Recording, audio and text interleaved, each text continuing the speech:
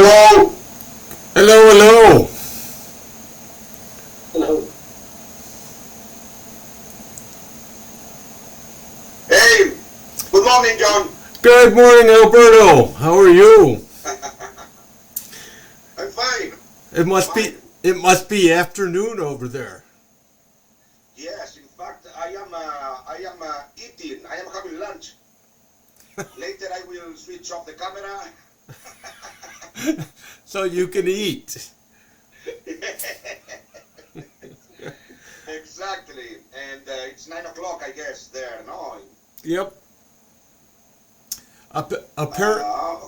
Apparently you guys did a great job convincing my buddy Jens to try one of your Netzero products. Yeah, he was here, and it was a very interesting meeting. We had a very interesting meeting with him. He also we were discussing about how to produce. He was very interested, or he is very interested in a way in how to produce domestic hot water at high temperature. That's something that we can do with no problem with our unit. So we had a very good and interesting meeting here. In fact, I think I am not sure, but I think that we are going to be with him also in next New York Geo. So in April. Yep. So a great guy, Very interesting meeting with him. We showed him the factory and everything there, the laboratory, and it was great. Yeah, I consider him one of the most interesting people I've ever met. Wow. He's a doctor. He's a ENT specialist that travels the world talking about medical issues related to ear, nose, and throat. He has his own pilot license. He flies his airplane. I mean, they get Wow. and he does geothermal as a hobby. Okay. He's got a PhD in geothermal. Yeah, that's right. Fantastic. Yeah. Oh, nice guy. As I told you, very interesting meeting, and so he's going to test one of our net zero units to test it. We're talking about jobs that he might, try one out sooner rather than later. His focus though is indeed on domestic hot water, and he's got Yeah. he's got 17 projects with the New York City Housing Authority, which he's going to do with water furnace equipment, but it's a rather unique way to do it. But he's limited with R410A refrigerant and also be able to maintain tanks at 140 degrees Fahrenheit to meet the code requirements to kill Legionella. But as a doctor, he did his own research, and he cannot find one case of Legionella that was caused from domestic hot water. So it's like we put these codes in place, and there's no merit for it. But Well, No, great. all it takes is one inspector somewhere to get a hard nose for it. It's like here in Ontario, like we don't use methanol. We have to use ethanol mainly because of one inspector by Ottawa years and years ago. This is going back almost 20 years. That didn't like methanol. Yeah. and you could probably trace that back to Chevron, who lobbied hard against methanol to promote potassium acetate. For sure. Yeah. And there's Jared finally joined us. Hello, Jared. Buenos Diaz. no, it's I want to say mañana, but that's morning. Tardes, right? Tardes. Sorry for the late invite, guys, but Alberto only sent it to me overnight. No, it's great. I didn't know that that our friends Phoenix were going to attend, but it's fantastic. So it's really, really great. In fact, I wanted to introduce my colleagues Ruben and Alex. They are part of our R&D department. In fact, they are one of the most important guys in the department. And they are going to be the ones who are going to talk or are going to introduce you the new or the news or the improvements that we have integrated into the new software. As you know, modular software was a great improvement for us. We were working on that project for the last 4-5 years. And now that we finished it, it's going to be much faster for us to introduce new improvements, to introduce new things, to improve control strategies, and so it's great. They work with the software every day, so they are the ones to explain you about this news, about these new possibilities. You are going to check that we have implemented very interesting things for our mutual project in North America, like the units, pressure and temperature in PSI and Fahrenheit. You already can use these units in the heat pumps. Also the possibility, very important, because you suffered that we had a problem with the outdoor temperature sensors bypass, because the outdoor temperature sensors were not very reliable. And now it is possible to use as an outdoor temperature sensor and a traditional NTC sensor. In fact, it's what we use in the rest of the world. We made changes because the inverter we use in North America is different than the inverter we use in Europe, because the inverter we use in Europe is not UL approved. Even when we use an inverter from Copeland, and they are from US. But I guess that they are more focused in more traditional equipment, on-off compressors, on this kind of stuff, not variable speed compressors. But now you are able to, you can use NTC sensors. And we know that the problems related with outdoor temperature sensors have finished, because we are using these sensors for the last 12 years in Europe, and outdoor temperature sensor never was a problem for us, never. The ones you used, yeah, because the Megatron sensors we discovered they were not too reliable. So another very important improvement, but some more improvements that when you want, Ruben and Alex, you can begin explaining, and if you have any question, we discuss it. We are among friends, a small group, so whatever you need, okay? So please, Ruben and Alex, if you want to begin, so I can begin having lunch. That's right. I was going to say, enjoy your lunch. It's here, eh? Look, it's here.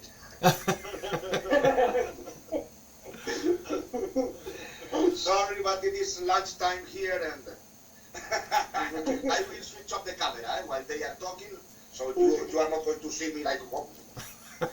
You're making me hungry. Okay, so please, you can begin when you want. Hello, my name is Ruben. I am working here at Ecoforest. And I'm going to explain the main difference of the new software,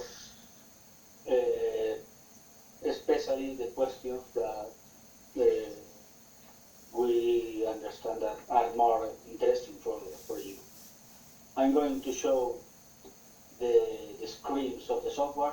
I'm going to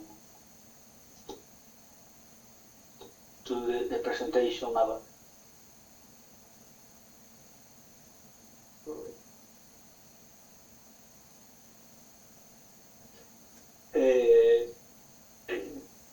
you can see the Excel document. I can. Yep. Yep. Yeah, we can see. Yes, but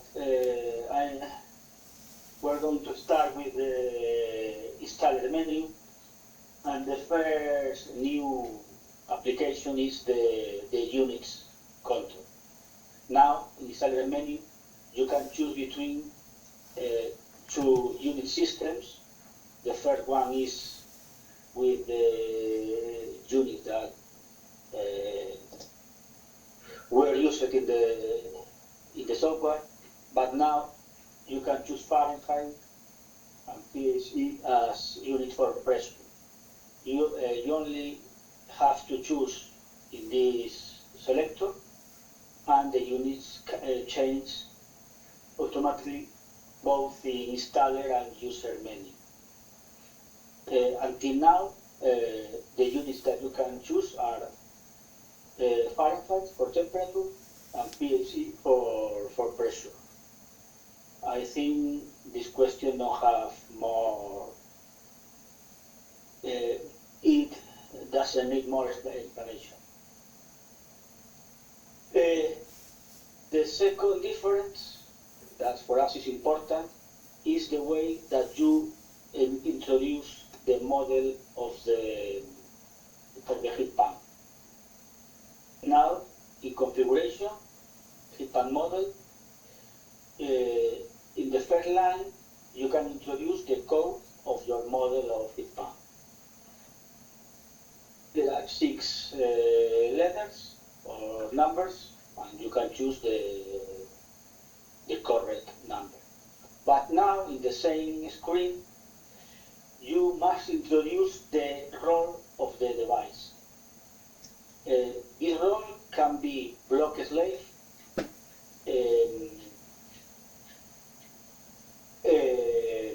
block master, or standalone.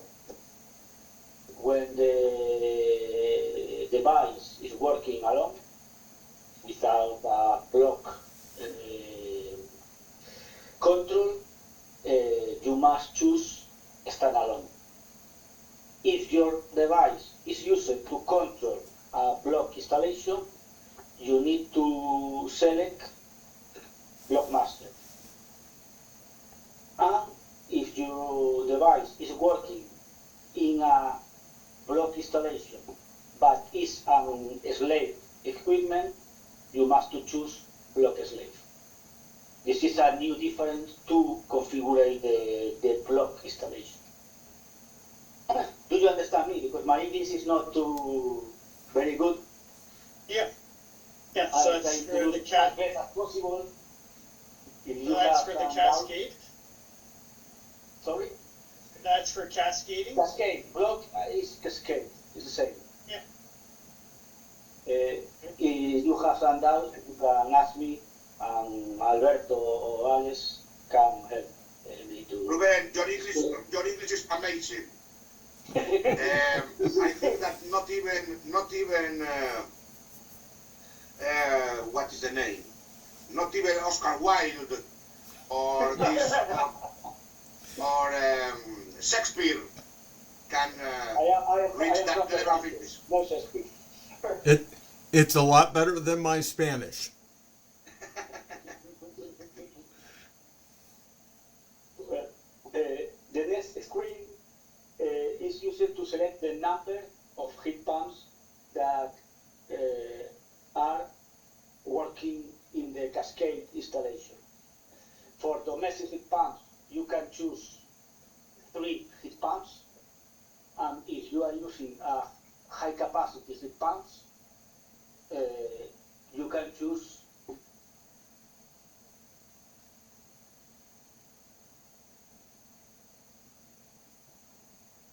Up to 6 units, no?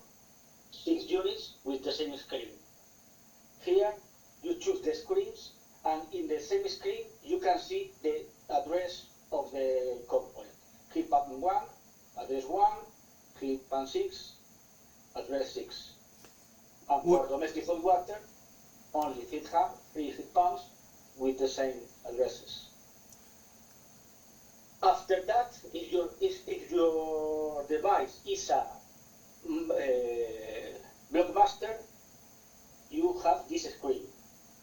If your device is a block slave, you have to indicate here the address of the heat pump.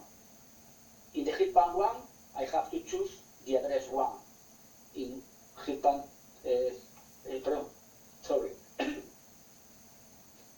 heat pump 2, address 2, heat pump 3, address 3. And in this case, the communication is finished. You don't need more steps than this communication. You have to remember that in PLAN communication, you have to do this configuration with the PLAN network disconnected. You know? Are there any changes to the terminal displays? You know, in the traditional setup, we had to change the address for the terminals. No, for the PLAN configuration, you always have to, first of all, you have to set the different address of the devices, the controllers, and even the displays. And then you can connect the wire between between the controllers and start working the communication between the devices. But it's the same, like in the old software. Okay, we're just accessing it differently. It changed a little the way of configuration here in the menus. Okay. And you'll give me a new kind of a new cascade setup paper. A new cascade setup. Like A for document. instructions? Yeah, document. It's mostly the same. The only changes is here in this configuration that you have to select the role of the device. If the device is working in like a master of the cascade, or is a slave of the cascade, or is not in the cascade, is standalone. You have to choose. But the only difference is here in this. We can send you a documentation of this, but this is the difference between the old cascade configuration and the new one. And we are preparing a new version of the manual with this explanation with the actual system, with the new system. That is important. Yeah. I'm not sure, but it's probably that the next week or in this month I can send you the version of the manual. Good. That is good. Probably the next week, I think. The sooner the better, because I got to create a training class for John's customers. So Yeah. I would like to cover that part of it. Okay. The next one new configuration is the option special applications. Until now, the software was able to detect the configuration of only cooling in the primary circuit in heat pump without 4-way valves for the refrigeration cycle, or it was able to detect installations with production of cooling in the primary circuit and heating on secondary circuit 1. In this case now, in order to avoid some problems in the past, with the new system, you need to indicate specifically if there are one of these configurations. Do you understand? Simultaneous production of heating and cooling, no? Yes. And now you need to indicate specifically in this screen. Okay. In Okay. order to avoid some problems in the. I assume that with the previous softwares, if you have an installation with this operation, I mean, for pipe installation, simultaneous production of heating and cooling, you did not need to indicate that anywhere in the software, right? And now you have to indicate that in the software. Is this correct? Well, you still did before. You would you had to put in a model model 1 serial number. Plus, you also had to check off simultaneous heat cool. Yes, you had. Yeah, you had. I think you had part of the software in which you had to indicate you were working in simultaneous production. So this is an extra screen, right, Alex and Ruben? This is an extra screen where you have to indicate that you are going to work. The heat pump is going to operate in simultaneous production. Yes. Now in the new software, we have this screen to specify this configuration, because in the old software, many customers have some problems to know what they are enabling the heating and cooling, and have some problems with that. So now we have this specific screen to check if the installation is with a simultaneous generation of heating and cooling, or is only for producing cooling in the primary circuit, and is for to clarify the operation of the heat pump, I think. It's for the old software can do the same things, but you have to enter the configuration in the. You have to enable the heating in the heating menu, and the cooling in the cooling menu. Mm-hmm. And with the model of the heat pump, can know what is doing the heat pump. But many customers have the problem that they don't understand what is working in a way or in the other way. So we have this specific screen to set very clearly what is the configuration of the heat pump. Okay. Yep.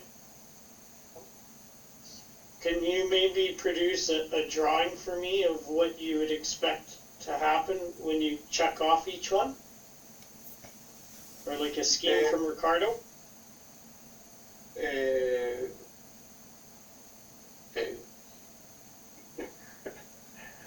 I guess what Steve tries, I guess he tries to say is what happens if you mark that cooling service circuit C1. If you mark that, what happens? The production of the cooling is in the primary circuit. Okay. I mean the circuit that you normally connect the boreholes. Right. Okay. You produce cooling, a controlled cooling in that circuit. Okay. Yeah. Mm-hmm. Reversing valve. Yeah. In machines without reversing valve, like Model 1s in the Model 1's heat pumps. Yeah. You know what I mean?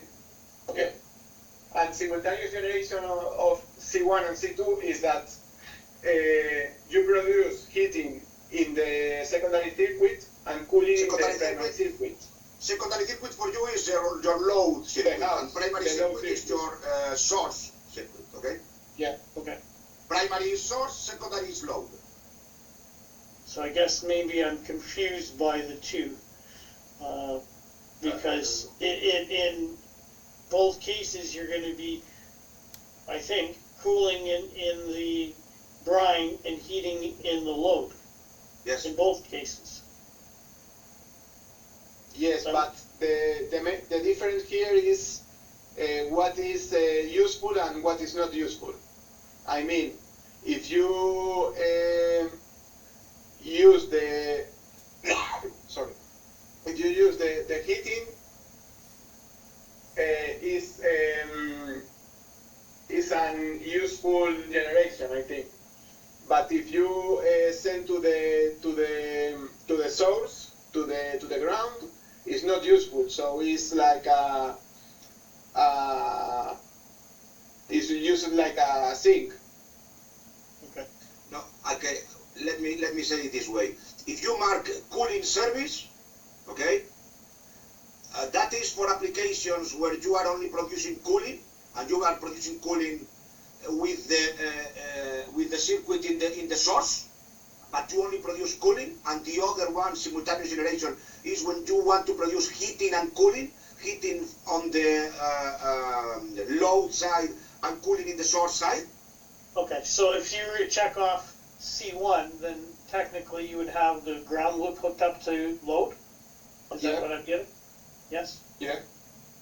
Okay. The C1 is like the source loop, and the C2 is like the load loop, the house loop. Okay. So that would get you colder This- temperatures. Sorry? So you could operate it making colder temperatures with that. Yes. Yes, with the cooling in C1, we can use we can set lower set points than in the normal way. This screen only appears when the heat pump is a model 1. I mean, a model without reversing valve. Okay. Okay. If you select in the model of the heat pump, you select a model that has a reversing valve. Model 3. This heat pump, yeah, model 3. This screen doesn't appear because it's not necessary. Always in that model of heat pumps, always the heating and cooling is always in the house loop. Okay. The load side. In the load loop. Yes, it's always in the same side. So this screen is not interesting in that model of the heat pumps, in the model 3 of heat pumps. Okay. Anyway, you must know, Jared and John, maybe you already know them. Here in Europe, if you are producing cooling in the load side, we don't allow to configure temperatures below 7 degrees. Okay, because here in Europe it's not usual. People use glycol or brine in the load side. Okay, here is not usual at all. And if we allow that, it would be terrible for us, because many heat exchangers would be broken because they would be frozen, you know. And later you have to deal with each partner. No, it's your fault. And people don't want to recognize that it's their fault. So we don't allow. Anyway, for North America, we have a special software. And in North America, you can configure temperatures. I think that, Steve, you can tell me, but you can configure temperatures in the load side in a Model 3 for cooling, maybe less than 0 degrees. It's possible. Yes, but you only with special software. So With special software. Our general software still only allows us to go down to 7, I think maybe even 5.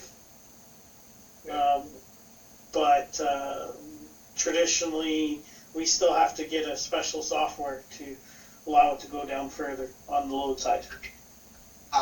We can talk about that. I mean, if you think it's good that we, in all the heat pumps that go to you, we introduce that software, we can do it. But you have to be careful with what your contractors are going to do later. Well, I wouldn't be against that, but I still think, as I said before a couple times to you guys, if we were to do that, I would want it's still set to maybe -7 first, or 7 or 5, and then have a checkbox that says antifreeze, and they check it off, and then they can go lower.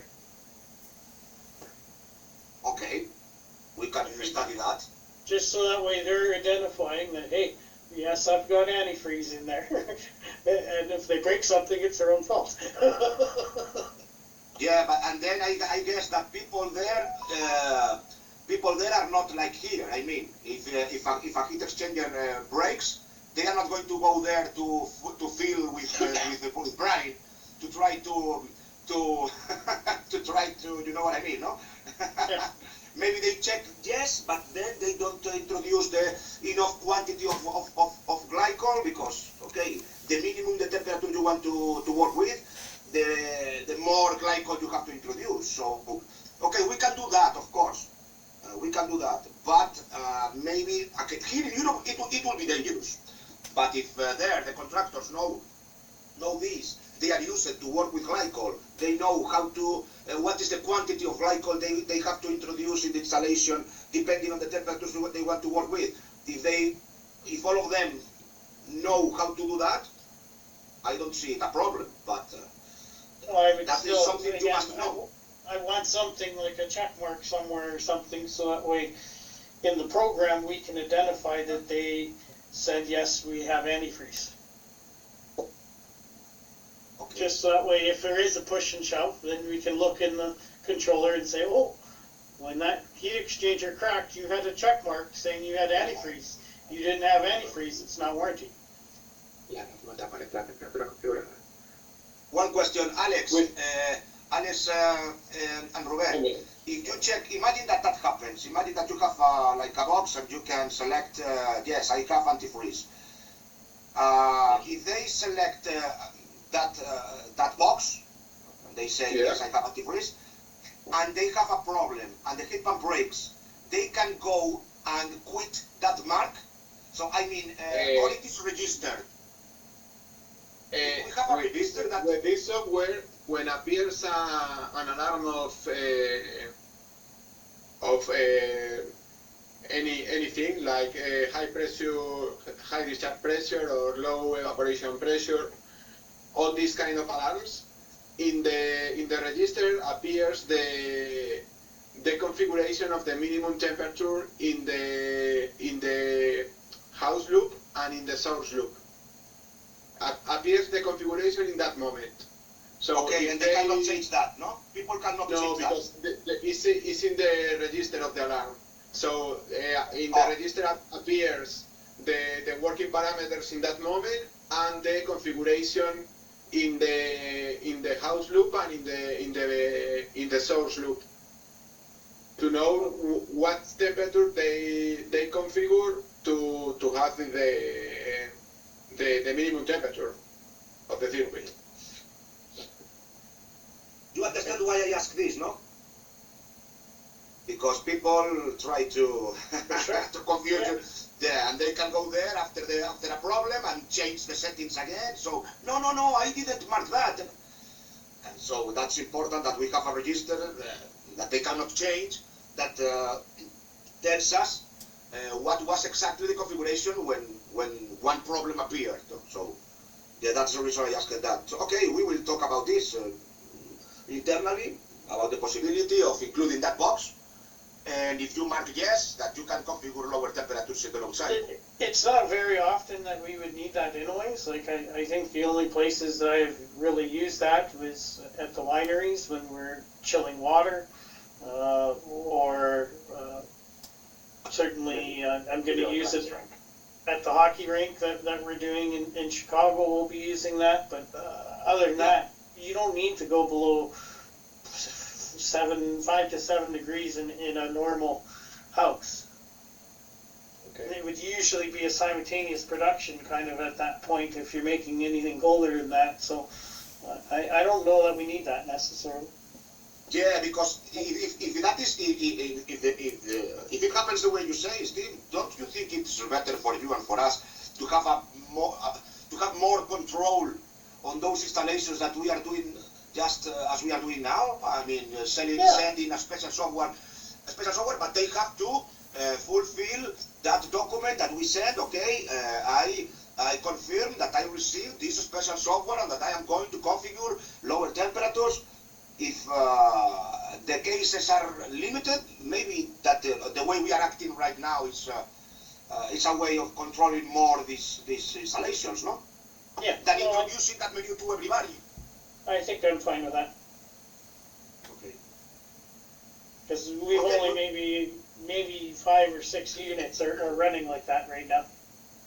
Well, Steve, let me ask you, when you're making chilled water on the load side, do you typically recommend antifreeze for normal chilled water applications?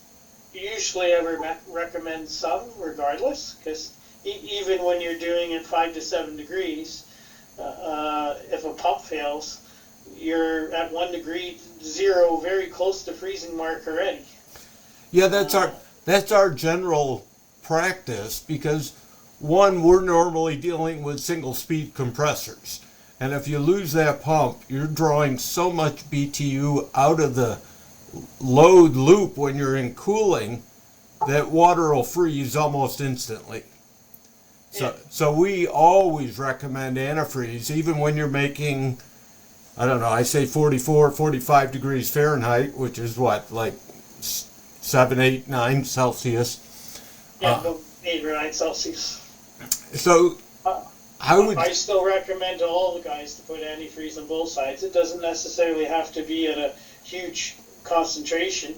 It could be a light concentration on the cooling side, but unless they're also using that side for like inflow at a garage or something like that. But generally, I usually tell them to at least put maybe 10-15% in if they're trying to get about 7. Yeah, that's pretty much what we do, but boy, I'll tell you, I get all sorts of flack with, say, a 10% propylene glycol mixture does not kill bugs. And those who sell propylene glycol would love to see it up at 40%, where it acts like a biocide and kills any bugs in the system. So just to provide some extra background to this discussion, that we always recommend, if you're going to make chilled water, we recommend antifreeze. Yeah. Yep. That is fantastic, John. I mean, okay, that's the best way of proceeding. I mean, you have an extra safety thing in the installation to avoid freezings and avoid major problems. That's fantastic. In Europe, that is very difficult to do because nobody do that. Even if you are producing cooling, it's not usual at all to introduce glycol in the load side of the installation. If you do it, it's fantastic. You must know that we, as we produce cooling since the beginning, for us, cooling production was very important from the beginning. Not, for example, German or Swedish manufacturers. They are not as experts as we are in the cooling production.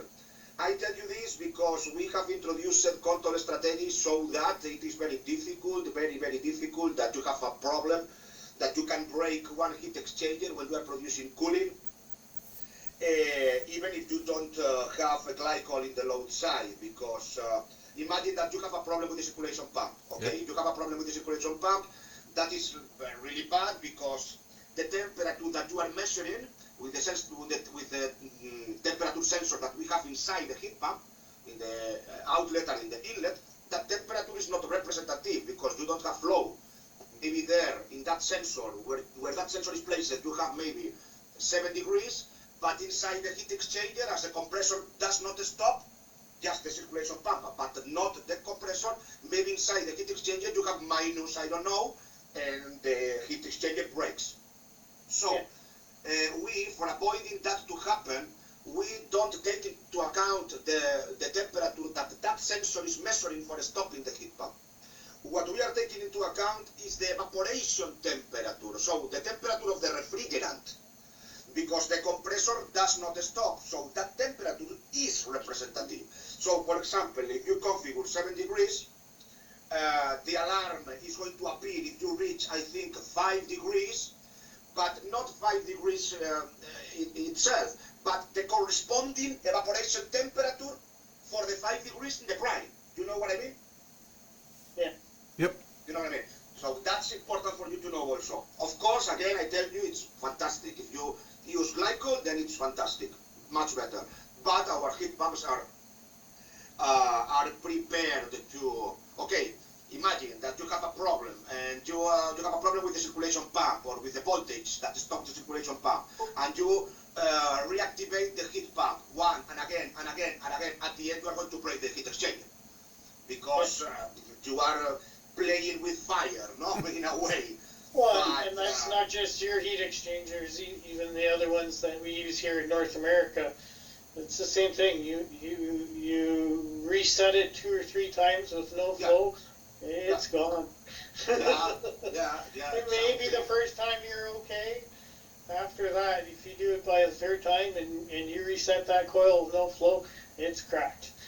Yeah, but in our case, Ruben and Alex, you can confirm me if I am right or not, but in our case, if you have 2 alarms of that kind, I mean low flow, in the primary or in the secondary, in the primary is not so serious because here, yes, everybody uses glycol also in primary circuit.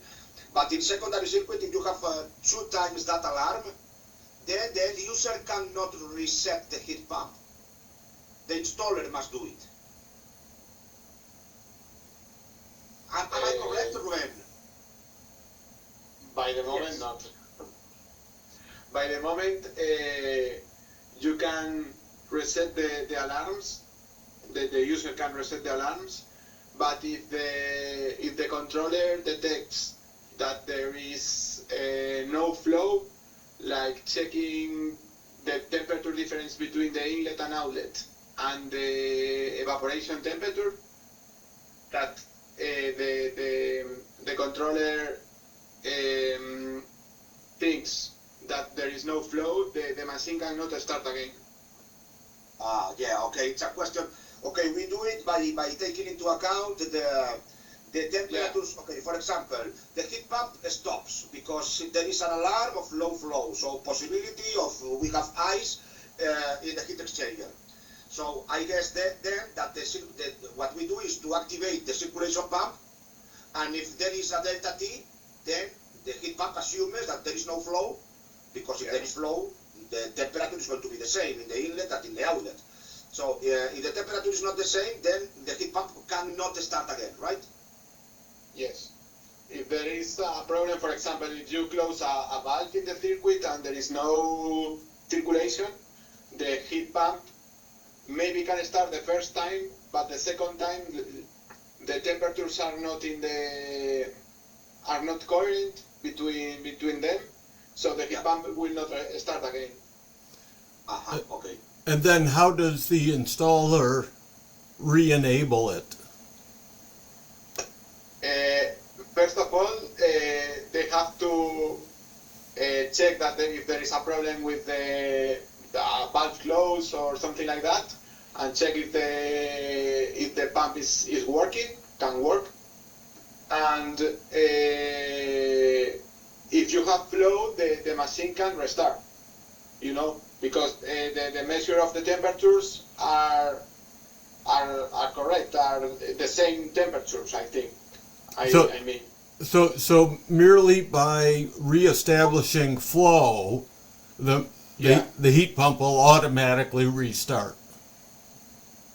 If it has a flow, and here also, if the alarms happens more than 3 times, there is a flood alarm. That you have to manually reset the alarm. You have to It's not automatic. and reset. Okay. Yeah. Okay. If you have 3 alarms the same day, right? The same day, yeah. Okay. Okay. So the guy has to go there and see and rearm manually. That is good because then he knows that there is a problem. Yes. Okay. Okay. So 3 times the same alarm, the heat pump blocks. Okay. Yes. Okay, it's clear for you, Jared and John? Yeah, it's about as clear as mud, but then I'm old, so I'm used to it. Any suggestion, of course, you not now, but any suggestion, you tell us. And these are your heat pumps too. So of course we are open to all kinds of suggestions. So please, in fact, that's the way we work. Everything we develop is with the suggestions of all our partners, and of course, if you tell us, okay, I think it would be good to do this or to change that, or we are more than open to hear you and to do all the changes. We want you to feel part of the project and feel part of the team. That's very important for us. So, of course, feel free to send us all the suggestions that you think are good for improving, for sure. So, okay, another screen, guys. Another. Can we go on with the modular software? Yeah. Okay. The next one is easier than this question. It's only a small difference related with the frosting process. Until now, you had to choose the service for the defrosting process between domestic hot water, heating, or pool heating. Now, in this option, you can choose auto. It means that the system defrosts with the service that is used at this moment. If you are heating domestic hot water, the defrosting process is with this service. If the service that the heat pump is working is pool, but the defrosting process is with the pool system. I think it's not very important for domestic hot water, domestic heat pumps, or high capacity heat pumps, but it's more interesting for air units. But in this case, with geothermal heat pumps, you can choose this option, and the difference is that the heat or the defrosting process is taken from domestic water tank, buffer tank, or the pool, depending of the case. It's a small difference. If you allow me, Ruben, I tell you about this. This is small, but this is a very important change. Okay, of course, this only applies to installations with the air. Is a point. I mean, with our air source heat pumps or our Netzero heat pumps, but instead of having drillings, you have the AU, the outdoor unit, to make aerothermal installations with our water-to-water heat pumps, your Netzero heat pumps, okay? Because that is something that we are the only manufacturer that can make such a thing. I make aerothermal installations with water-to-water heat pumps in Europe. It has a lot of benefits because it's much more efficient than traditional air source heat pumps when you make aerothermal installations with water-to-water heat pumps and our outdoor units, the AUs, because, for example, we don't use the compressor during the defrostings, and that means a much. Okay, you know it, John. You have one of these working. Okay, so the auto mode is really powerful because defrosting means two bad things. Mainly, defrosting means that you have an extra consumption, that it is not small, that it decreases the seasonal performance factor of the heat pumps. The compressor is working at maximum speed, most of the times, because you want the defrosting to be done as fast as possible. So you have that consumption, and also you waste time. So you lose power. The real power is not the power that you can see in the curves, in the technical manuals, because the heat pump is not working 24 hours producing heating or domestic hot water. Maybe 1 hour or 2 hours the heat pump during the day, or 3 hours, the heat pumps are making the frosting. So that decreases the power, the real power of the heat pump. So it's very important to make the defrostings as fast as possible. That's why we introduced this auto mode. So you can choose to make the defrostings against the domestic hot water. You can choose to do the defrostings against the heating. You can, or a pool, if you have the pool, you have energy in the pool. So, and you can choose to configure auto mode. As Ruben said, that means that the pump is going to roast against the service the heat pump was attending when the defrost, when you have a cold. That makes the defrosting faster because you don't have to reverse a three-way valve. For example, if you are producing domestic hot water and you want to defrost against the heating, you have not only to change the three-way valve, you only are going to lose time because the conditions of domestic hot waters and the conditions of heating, I mean pressures and temperatures are different. So you will have to wait until the compressor equilibrates in a way, you understand, because it's working in some conditions and you are going to change the conditions between domestic hot water to heating or the opposite. Do you understand? If you make auto mode, no changing of conditions. I am producing domestic hot water, I take energy from the domestic hot water, and when the frost finishes, I go on producing domestic hot water. So no changing in a three-way valve and no changing in conditions.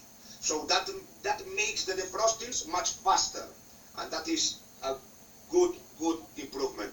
That's the idea of that auto mode in this menu for making the defrostings. But you would want to have, make sure you have a storage tank for both in order to do that, right? You don't even need, you mean a buffer tank? Yes. Yeah, no, that's a good question, because, for example, all the manufacturers we know, they don't allow you to choose the focus where you can take the energy from for the defrostings. Always they do the defrostings against the heating. Okay, or basically here in Europe, I don't know in North America, but in Europe, the heat pumps make the defrostings against the heating. No possibility of choosing domestic hot water or even less an auto mode, as we are talking now. So that can be a problem. Why? Because if you if you are taking the energy from heating and you don't have a buffer tank, imagine that the heat pump is producing domestic hot water. The heat pump is producing domestic hot water, then you need a defrosting, and the heat pumps, as you cannot choose, they are going to defrost against the heating.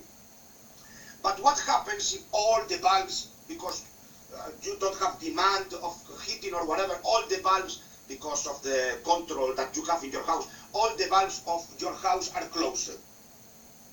You have a big problem, because the heat pump will try to take the energy from a circuit that is closed. So you can freeze the heat exchanger. That's a problem, okay? So they tell you, yes, you have to install a buffer tank to avoid that situation. I will always have that amount of water to make that defrosting, even if the valves are closed. But in our case, that is not going to happen, because if you choose auto mode, you are going to defrost against heating when you are producing heating. So you have demand for heating. So the valves are not going to be closed. Do you understand what I mean? So you can avoid the buffer tank and the extra circulation pump that the buffer is going to make you include, because you are making an hydraulic separation. So that's another improvement or another benefit from the auto mode, that you can, for that reason, at least, you can save the buffer tank, because that situation is not going to happen.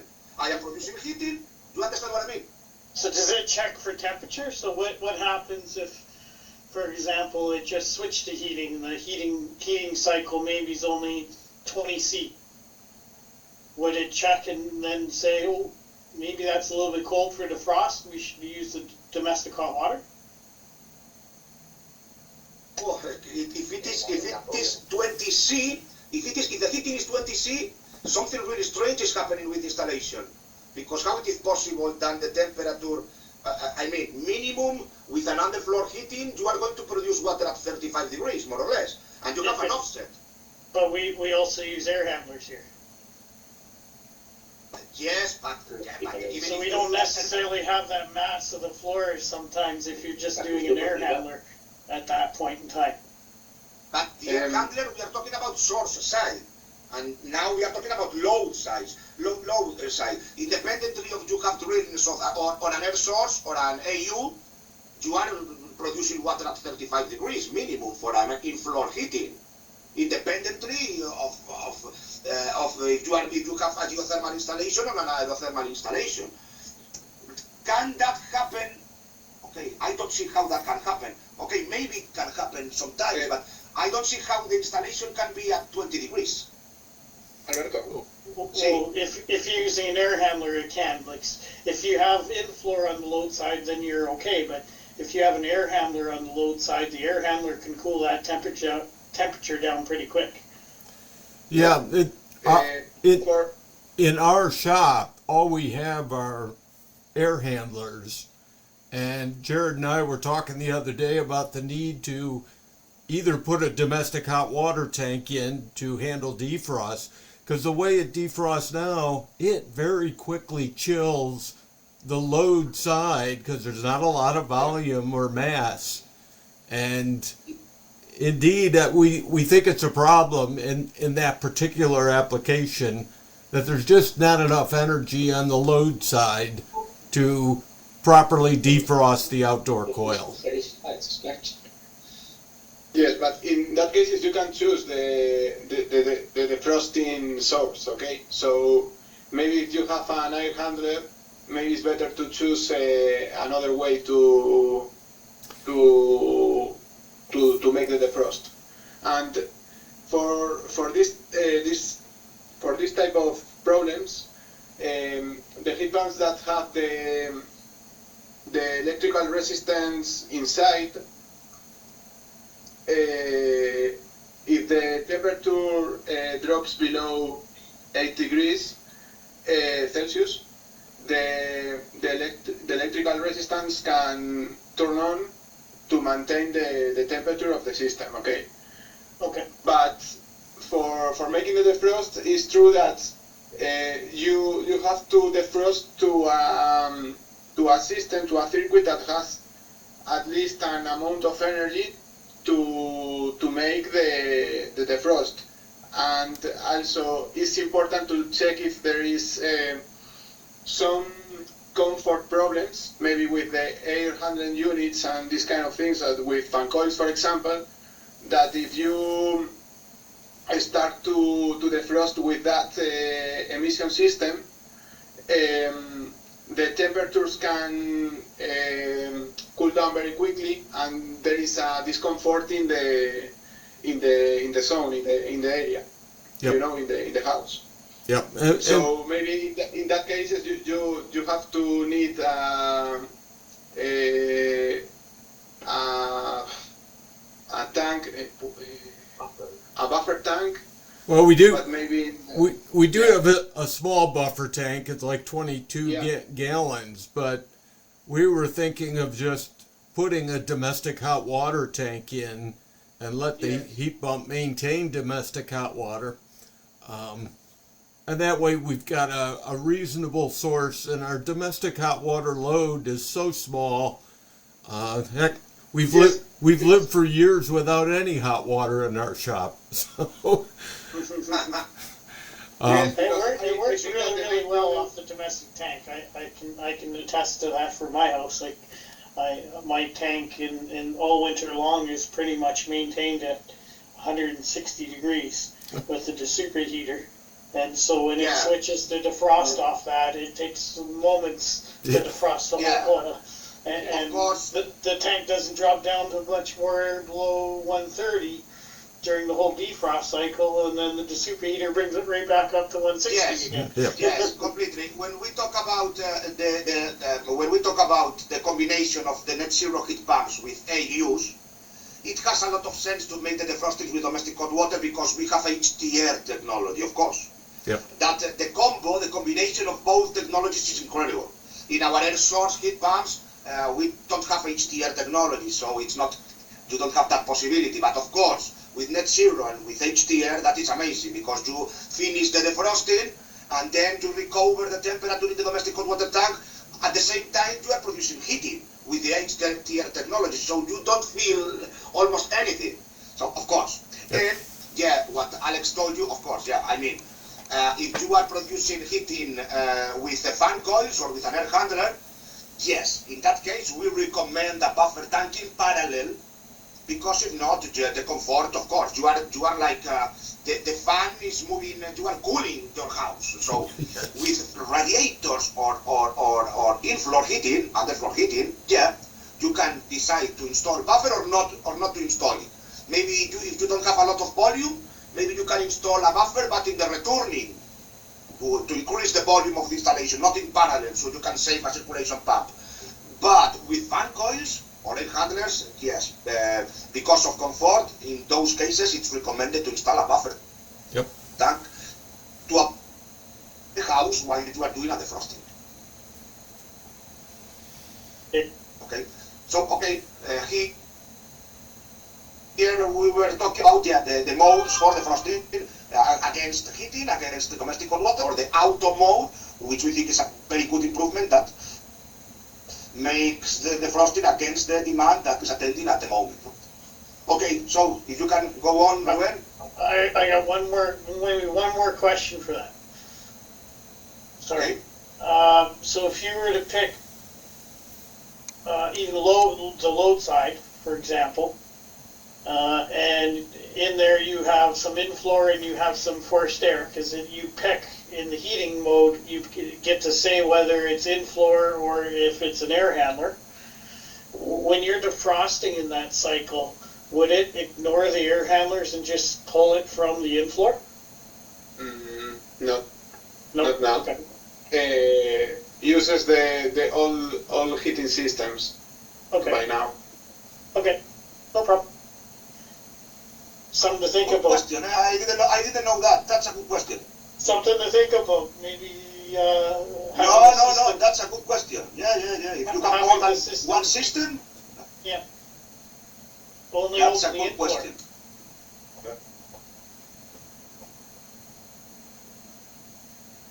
But that's a good question. Yeah.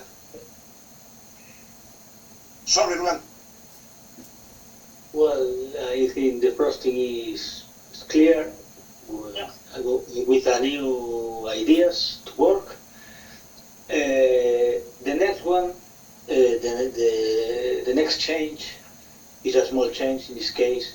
If you work with the old software, the configuration of the groups for heating or cooling are not exactly the same. Only change the order of the screens. Now you activate the groups, then choose the emission system, then the configuration of the logic of the control, and finally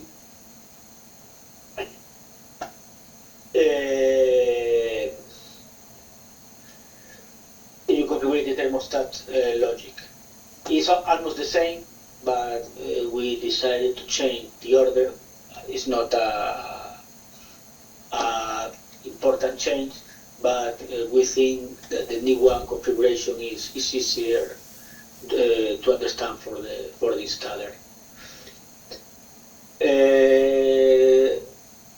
Another change related with the configuration is that in the new software, if you want to use the system for heating the house and the pool at the same time, in the old software, you for domestic hot water you can choose Domestic heat. domestic heat pump. Sorry, you can select a period of for each hour where the heat pump works in the pool system. Now you can use this system with high capacity heat pumps too. Now in the priorities selection, if you select the same priority for heating and pool, you can see this screen and you can select if you want to work with this system for a period of time for pool and a period for each hour for heating. Do you understand the system? It's almost the same, but now you can use with high capacity heat pumps too. Until now, only you can use this system for domestic hot water. For domestic heat pumps. Domestic heat pumps, sorry. I have a problem with this word. So that's only really applies if you put heating as a priority above cooling, right? So that way it would only run maybe the pool for 30 minutes and then cooling 30 minutes? This applies when you select the same priority for heating and pool. Okay, so you have there are two ways to work with this heating and pool with the same priority. In one way, you only produce heat for both services, and you don't know what are you heating. Okay, you only produce heating and you heat for both services. But if you select minutes per hour control, when you have demand from heating and for pool, the heat pump is working the minutes you can set for pool and for heating. Okay, so for example, in the first hour you have selected 20 minutes per pool per hour, so you have 20 minutes working for pool, and the last 40 minutes for this hour is working for heating. Okay. Okay. Well, the next one.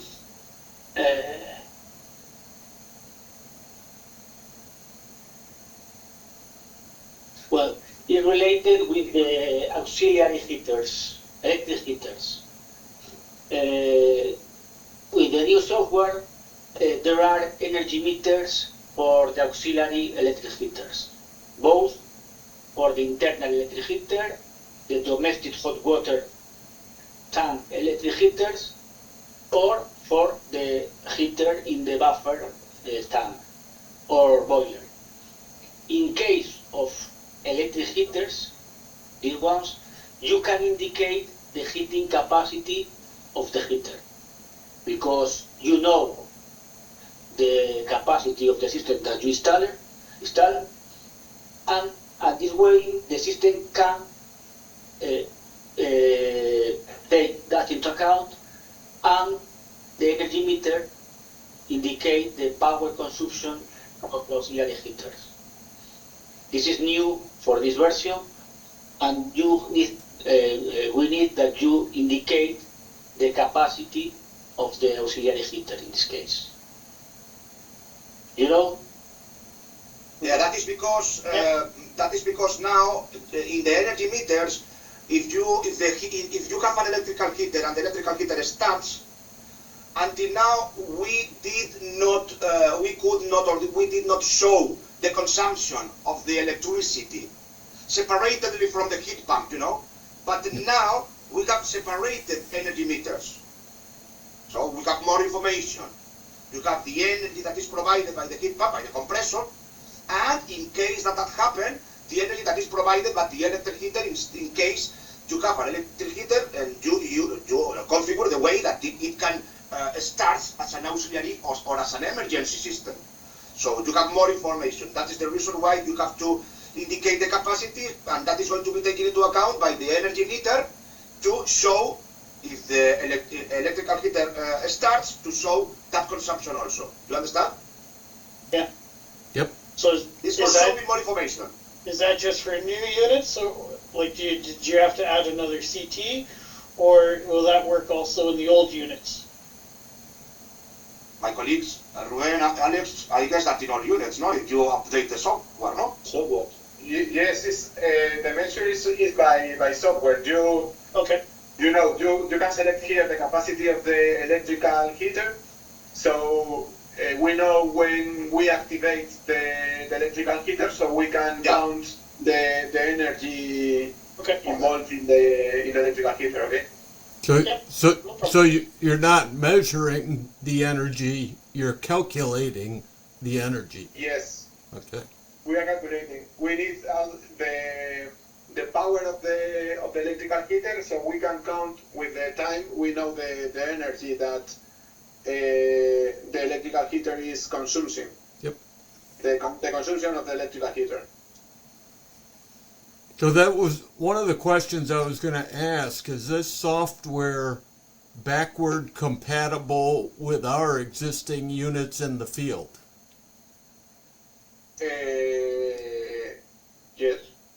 Yes, it's compatible. Okay. In this aspect, you have to introduce the power of the electrical heater that you have. Okay. Yep. And The software, John, sorry, Alex. yeah. The software, John, is compatible. I mean, if you update your heat pumps with this software, you will have the possibility of measuring separately the consumption of the electrical heater. Okay, of course, you have to, as we are seeing there, you have to select the capacity, and also you will have the ability the heat pump will have the ability to show the pressures and the temperatures in American units. It's compatible with your heat pumps if you update the software. Excellent. Excellent. Okay. All these changes, in fact. Sorry? Okay, Ruben, what? Yep. And the next one, in software mode, in the new software, in the high capacity heat pumps, high power heat pumps, we have the capacity to control an external chiller. If you have another chiller in the installation, the heat pump is be able to control this system as an auxiliary system depending of the conditions. It's a new application only for high power heat pumps. Yeah, in residential it's not usual to have auxiliary systems because you only have one heat pump and that's all. But in high power, in the past or until now, we could only control auxiliary systems for heating, okay? Boilers or electrical resistances, okay?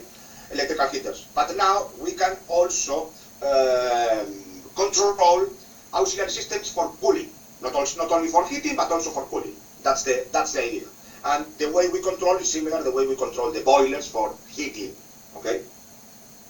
Yep. Can you clarify for me what you mean when you say high power heat pump? That's the commercial units above the domestic, so the three-phase units, Okay. 400 volt, 575. Yeah, 100 kilowatts, 70 kilowatts, or 40 kilowatts. We have three models for high power, okay? Okay. The smaller one that modulates from 12 till 40 kilowatts, always modulating, always, you know, how we work. The second one that modulates from 15 till 70, more or less. And the third one, the highest power, modulates from 25 to 100 kilowatts. Okay. Thank you. Welcome. Okay, Ruben. Well, related the auxiliary systems, in the new software there are a small difference regarding the operation of the system.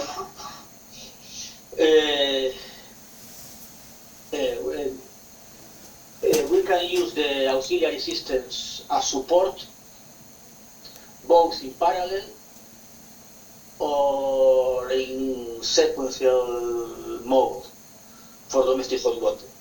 First, we hit with the heat pump, and if the heat pump is not be able to reach the set point, we can use an auxiliary system to finish the processes.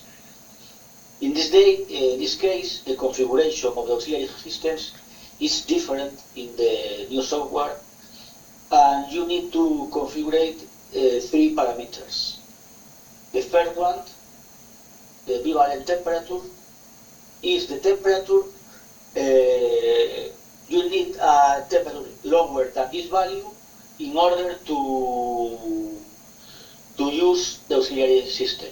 It's an outdoor temperature, eh? It's an outdoor temperature. If you can limitate the operation of the auxiliary systems for the outdoor temperature. In this case, if the temperature is lower than 8 degrees, you can use auxiliary systems. You can put here 50 degrees, and you can use always.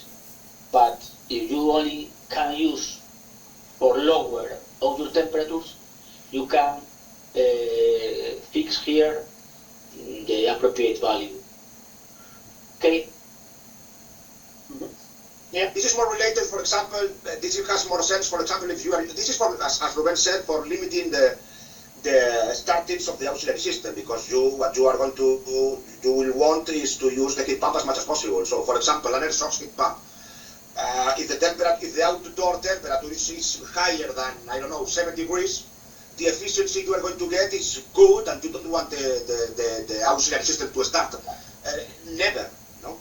So that is a way of saying, if the outdoor temperature is higher than 8 degrees, then the auxiliary system is not going to start, is never going to start. If the outdoor temperature is lower than 8 degrees, then this concept has been achieved, and if the other two are achieved also, the other two parameters are achieved also, then the auxiliary system would start, okay?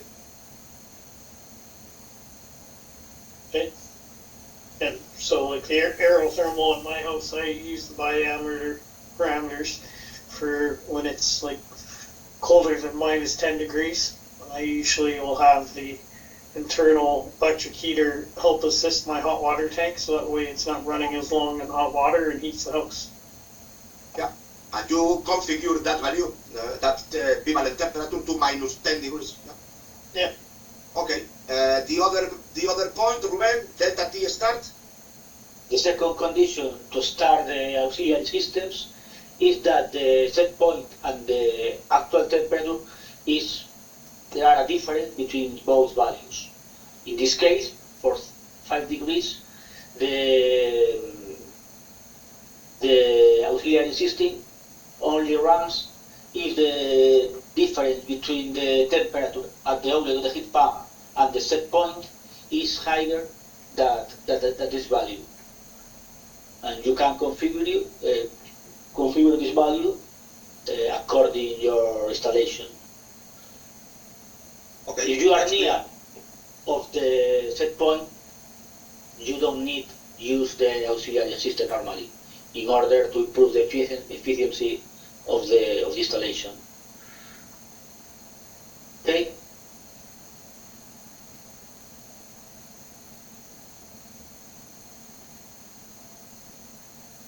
Okay. Yeah. Yeah.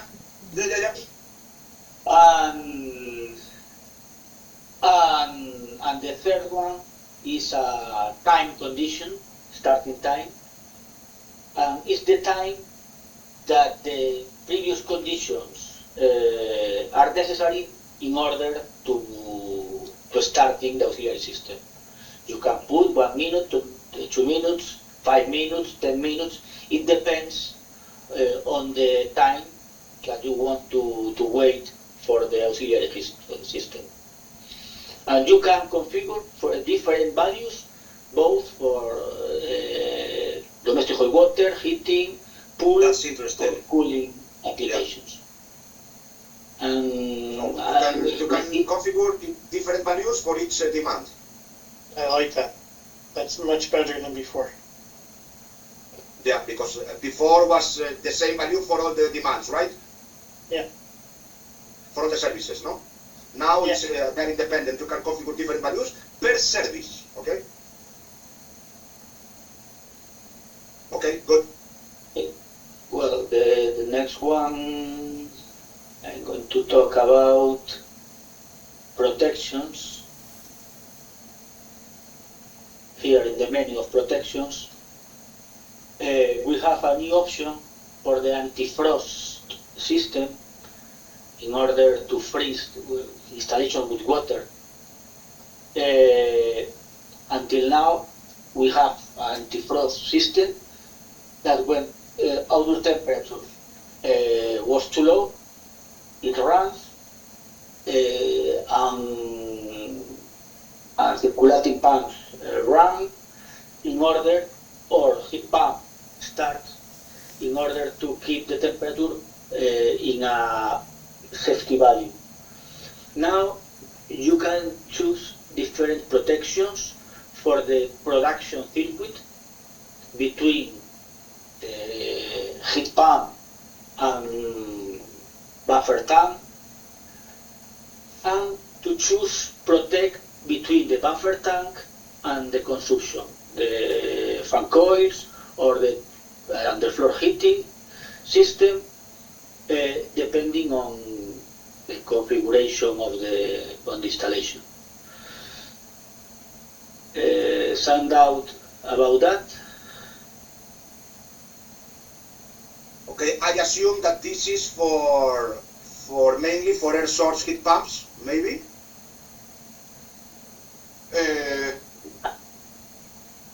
You can use both in geothermal or ice also- heat pumps. Normally, this system is more interesting for air source heat pumps because the outdoor unit is outdoor and the temperature can be 10 degrees under zero. Below zero. And it's more interesting. In case of geothermal heat pumps, normally the heat pump is inside a room, and normally the temperature is not too low in order to freeze water inside the heat pump. Yeah. But this option is available both for geothermal and for ice source heat pumps. But the main is more interesting for ice source heat pumps, I'm sure. Yeah, because you must know, John and Jared, that our air source heat pumps are monoblock. I mean, you have outside your house the load side. You understand? Because you are entering with water already. Okay, you don't. Maybe you are going to use glycol. If you use glycol in the geothermal installations, then much more in aerothermal installations. But as they are monoblock, the water that you have outside is the water that goes to the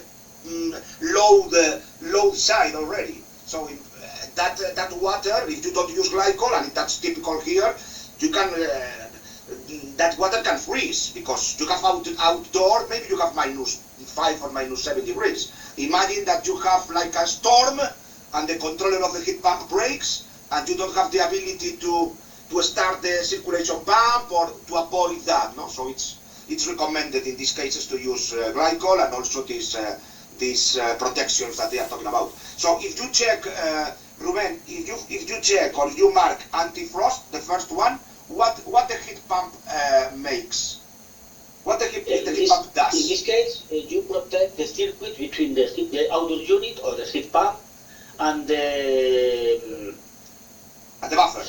Buffer tank, for example. If the temperature is low, the circulating pumps starts and the flow start to Between the heat pump and the First, buffer. the circulating pump, and if the temperature is keep low, the heat pump starts to run in order to increase the temperature. First, we move the water or the glycol, and then if the temperature is low before circulating, in this case, we start the compressor in order to increase the temperature and protect the circuit. Okay. But with the first check, only protect between the heat pump and the buffer tank. If you want to protect the consumption circuit, the groups, you need to start the second one. Normally, with the first one is enough. It's not interesting to start the circulating pump of the groups or in order to heat the circuit, because normally it's not a problem. So basically, the internal pump runs when you hit antifrost, and heating groups uses the digital output pumps.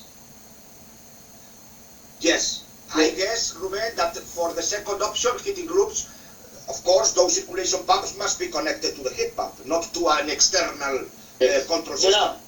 With the second check, you use the first one and the second one at the same time. We always protect the system with the heat pump in order to increase the temperature of the production circuit of the low circuit. And then, if it's necessary, we start the circulating pump of the groups of the fan coils, circuits, or the first circuit in order to protect to this circuit. But not, the second check is necessary, only can use the second one if the first one is checked too. Okay, understood, guys. Yep. Okay, fantastic. What we've kind of used that in the past for is usually for valves, so that would open the valves to allow the heating groups to flow too. So if you're actually using the valves between DG1, DG2, DG3, it would open the valves, allowing flow through the whole system. Yes. Okay. Now with the new software, you have to check the second option, and and the software makes the open the valves and the heating group. Yeah. Okay, fantastic. Good. Next. Next, here in information menu,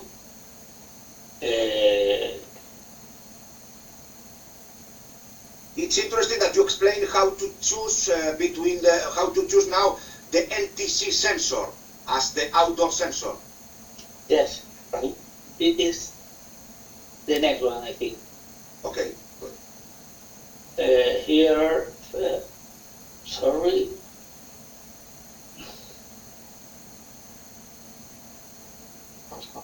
Action.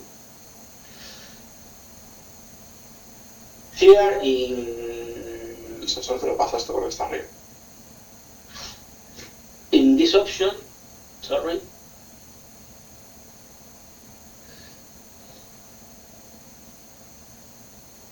Here in proof configuration,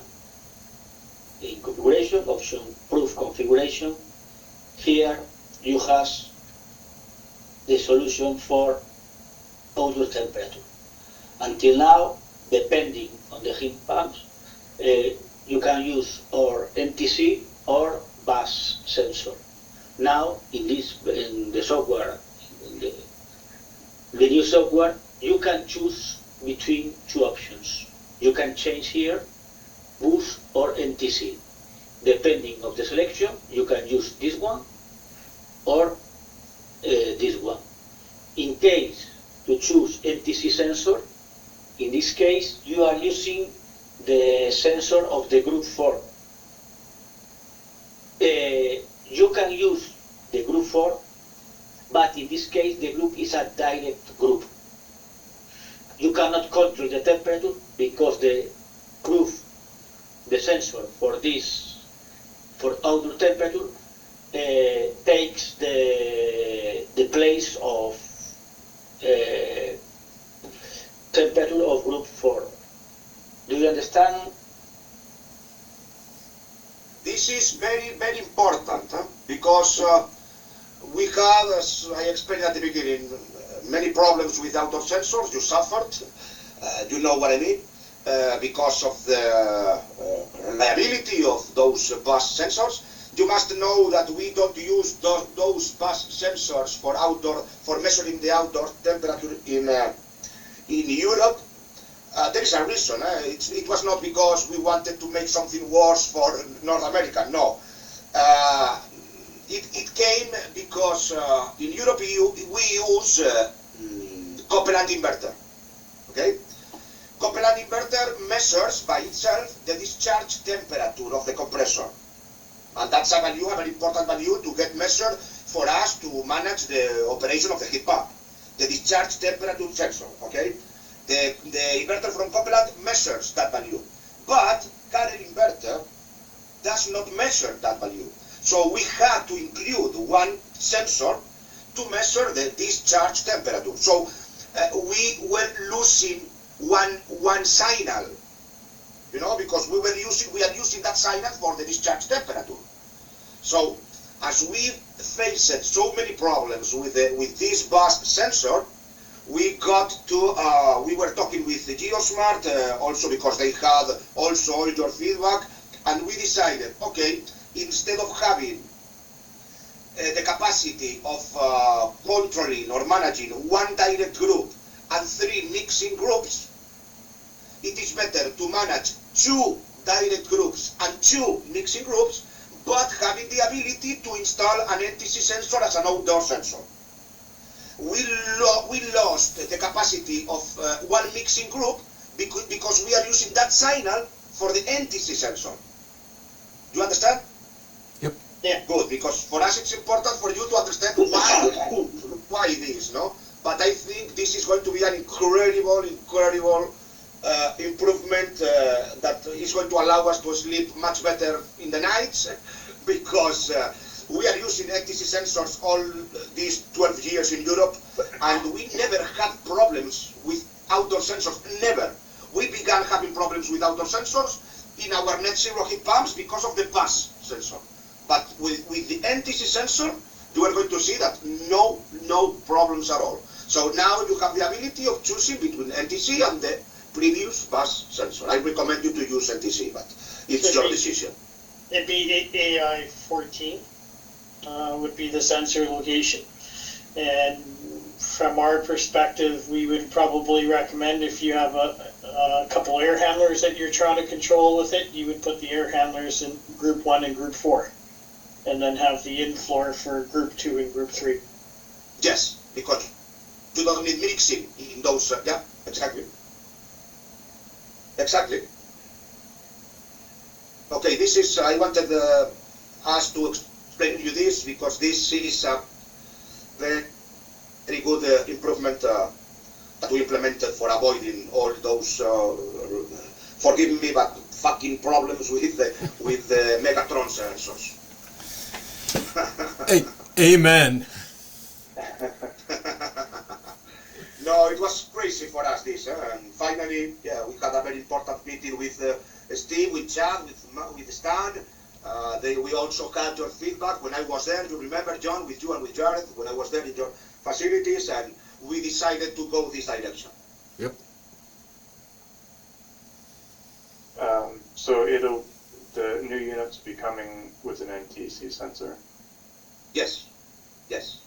In fact, we are not going, I will confirm you, but I am almost 100% sure that we don't even send with the heat pumps a bus sensor. We are going to send the same outdoor sensor, because it comes inside a box, the same we are using for Europe. In case you want to install a bus sensor, you can tell us to send bus sensor, no problem. But we don't send bus sensor with the heat pumps that we are sending right now. Only the NTC sensor. There might be a short transition period where we have to still blow old stock to get there, because they do have some stock at the factory too, which I'm assuming they'll open up and put an NTC sensor in there for us. But if not, then I would say anything manufactured 2024 and beyond will have the NTC sensor. No, for sure. And forget about the Megatron sensors that we can have in our facilities. If we have to eat those sensors, we will eat those sensors. No problem, of course, for that. I mean, no, the important thing is to avoid problems, and I think that all the heat pumps we are sending now are to Geosmart. We send with NTC sensor. What is the spec on that NTC sensor? Is it a 10K? Yes. So in the short term, we could grab any 10K sensor and update the software, give our customer a 10K NTC sensor, and they can put the Megatron behind them. And Yes. I can also send you some if you want. okay. Yes, I was going to tell you. I tell you that, John, you can talk with Steve, with Chad, or with Stan, and tell them, okay, I want you to send me 20, 30, 40, 100 NTC sensors, and we will send from the factory. Okay. Thank you. You're welcome. Okay, but the next option in the menu of information, I'm going to show you the new screens for the energy meters. In this case, we have two main difference. In this case, we can see the energy meters for the electric heaters, internal electric heater, value instantaneous, energy in the current day, energy for the current month, and historical that include the annual value, that include the last 12 months, without taking into account the current month. For example, now we are in March. In the historical, we can see the annual value for the months between March 2023 to February 2024. And we can see each month separately from March 2023 to February 2024. In this case, the current month is here. This is for the auxiliary heaters, internal, domestic hot water or buffer, and the same structure for the heat pump. Values actual, current day, current month, and historical, both annual and for each month. Until now, we don't have the current day, and the current month was included in historical. And now these new options in order to show much more information. It's better. It's much better. So We now include that, the current day. Yeah, it's much better. now that we have module software and there's maybe a little bit more space left in that controller, am I pushing my luck by asking to see if we can make it a 13 months, so that way you could actually get a year comparison?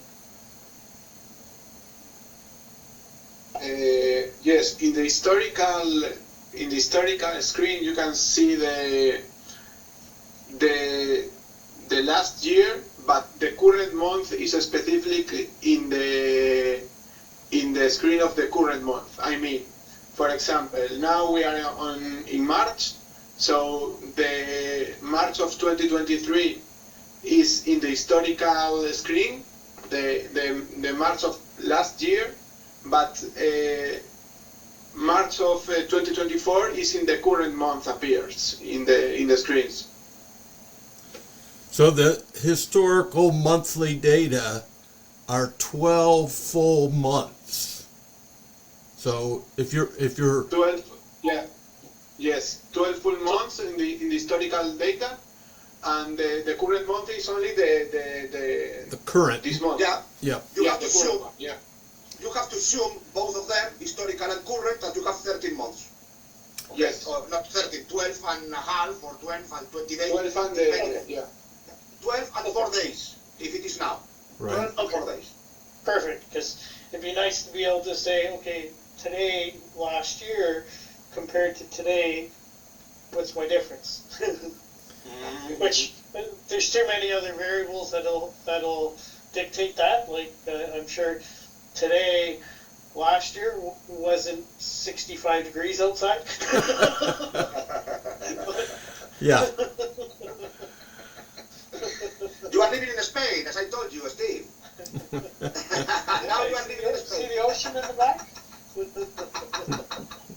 Yes, I see.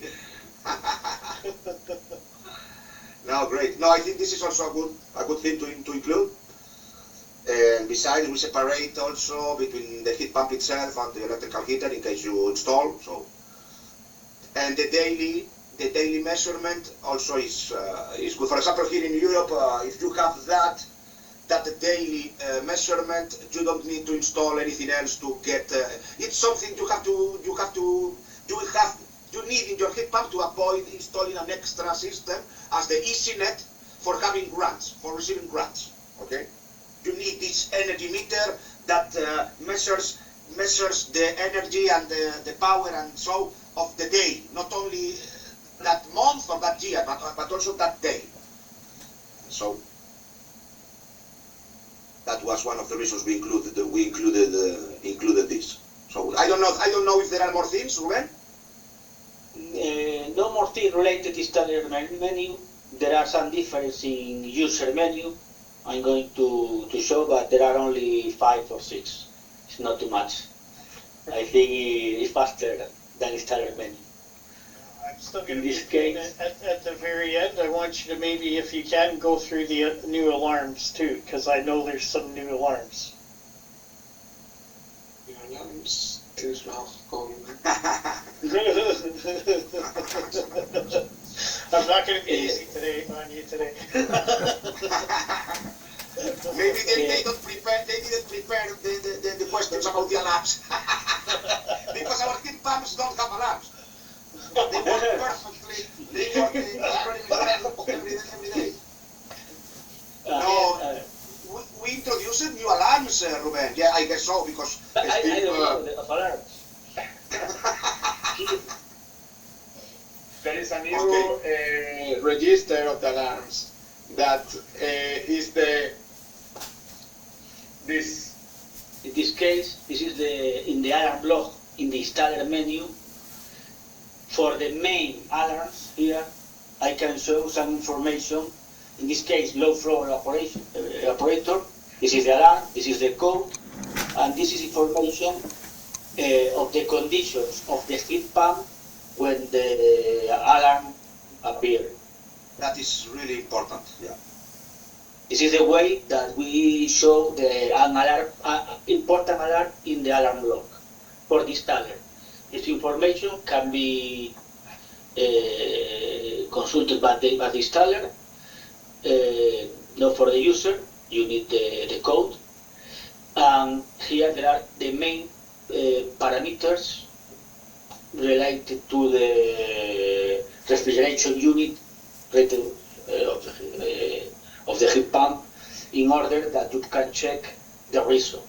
In this case, it's not real alarm. This was brought in the Excel, but all the data are shown with a value: discharge temperature, suction temperature, discharge pressure, a lot of information, compressor speed, in order to know the reason of the alarm in this case. If you know as this system works with this information, normally you can understand the reason of the alarm and look for the solution in this case.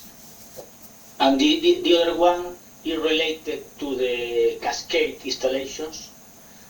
And in the supervisor, in the block master, you can see that there is an alarm in an heat pump. Then you can enter in the alarm menu, alarm log of the heat pump, and check the reason. This screen is for iSort units. In this case, you don't have this screen. But the interesting of the alarm log is this information that we show. The user can see in the alarm option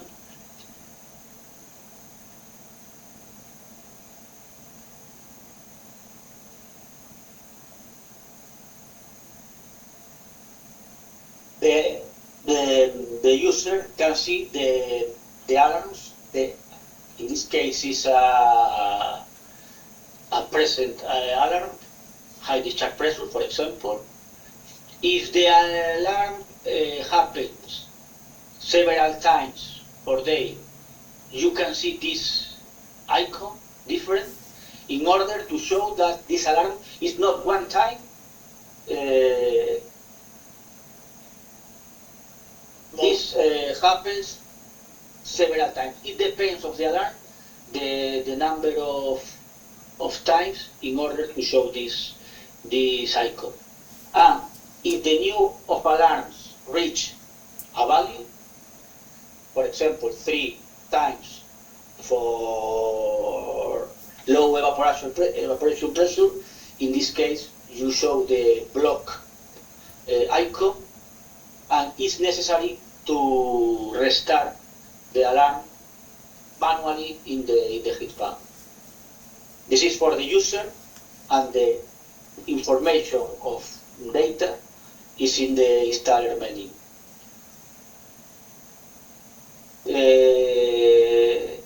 You understand? Is enough for you this explanation? You need more? Well, so it was kind of maybe a loaded question, because there's been 2 cases that I know of that we've seen that the heat pump would not start, said heat pump not available. Why would that come up like that, I guess? Yes. Now, It doesn't seem to have any alarms or anything, it just says heat pump not available. Yeah, this happens because we have different alarms, like for example, high discharge pressure, but also we have a message that says that the heat pump is not available because the high discharge pressure. So if you have the message of heat pump not available, you can scroll, you can move between the different screens in the alarms menu, and you will see the different alarms you have. That makes the problem that makes that the heat pump is not available. Okay, so when you have always the message of the heat pump is not available, there are a specific alarm that that gives the message of that the heat pump is not available. Do you understand what I mean? I don't think that we've seen any other alarms in those 2 particular cases. I know Chad's listening along up above. I don't know if he can pipe in and give some more information about the one that he had just seen out west, but one was, the first time I seen it was with a contractor out here who was putting in his own home automation controls with Modbus, and when he put in a new controller, because we were actually honestly waiting for some software from you guys, and we didn't get the software in time, so I only had the new modular software available with USB and not SmartKey. So I changed his controller for him to H+, or sorry, yeah, an HS, sorry, and high speed one. And when he put the modular software on, right away the machine came up with heat pump not available, but there didn't appear to be any other alarms. Mm-hmm. We have to check it because the normal operation is that you have another alarm to show what is happening. Okay. In the last version, in the next version, we show first the alarms like high discharge pressure and this kind of alarms, and then we can show the heat pump not available because this kind of problems that someone don't see the real alarm, you know. Many people it could have also been just the problem that was our very first software that you gave us with the NTC sensor. So maybe there was an issue with the software, but it didn't. It seemed like it was giving us an alarm. Okay, the normal operation is that you have the different alarms that the heat pumps already have. But we have to check if there is any problem that doesn't appear the specific alarm, okay? If you know some specific case with this problem, for us it's very useful if you explain the situation, because normally we have always general alarm, heat pump is not available, and then another alarm, or two or three alarms. If there are not more alarms, it's strange. Sometimes it's possible that is not this case, but sometimes people only see the first one and then forgot push the button to look for the next one. If you detect a case with this problem, for us it's very useful to know the case in order to check what is the problem, because the objective is that we have a specific alarm and a general message of alarm. And in the next one version, first I'm going to show the specific alarm and then the general message. Okay. No problem. And again, it might have just been some, because it was the initial software that you guys made for the NTC sensor, so it wasn't a production or a normal release software, it was just our trial software. So it could have been in that there was just an issue. That was the Z version of the software. Sorry. Sí, levantasteis una versión Z. Antes de la última vida serie. Antes de la vida serie. Ok, pues luego la vida serie. Como vida serie. Hay una versión 4 de vida serie, posterior al Z, ellos. Ah, vale. Ah, digo eso de los touch tools, de los THTs que no parecía. In the installation that you have the problem that doesn't appear any alarm, maybe you have some TH tunes or THTs. No.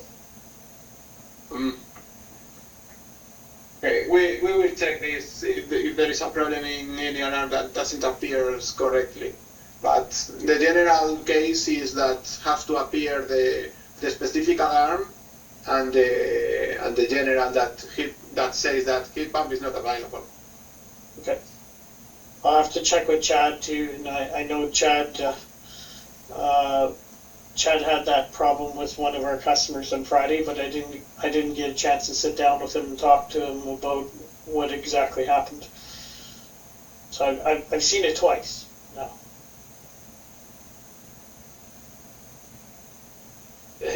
Well, I'm going to talk about some change in user menu.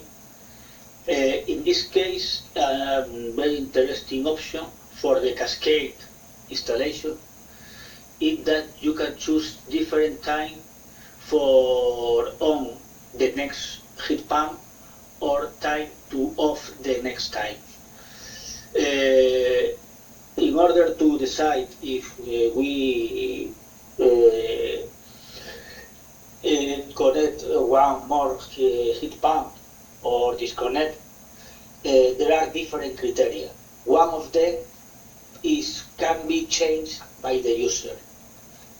If you have some problem with an installation because the control of the number of heat pump running is not very Smooth.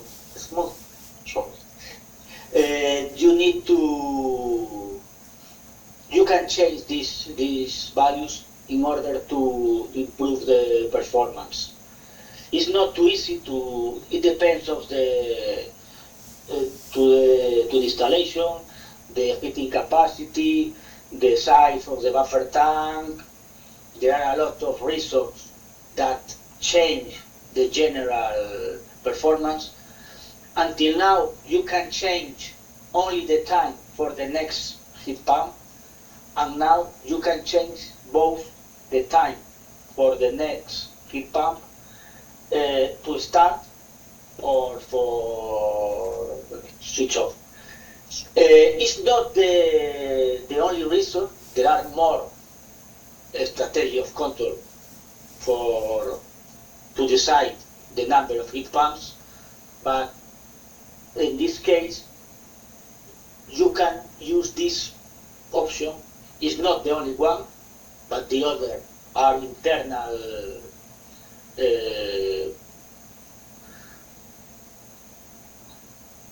it's internal of the software, but it can help you if you have a block, a cascade installation, that the performance is not perfect.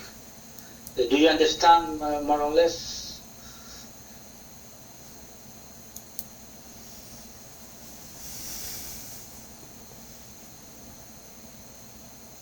So I think that's good for now.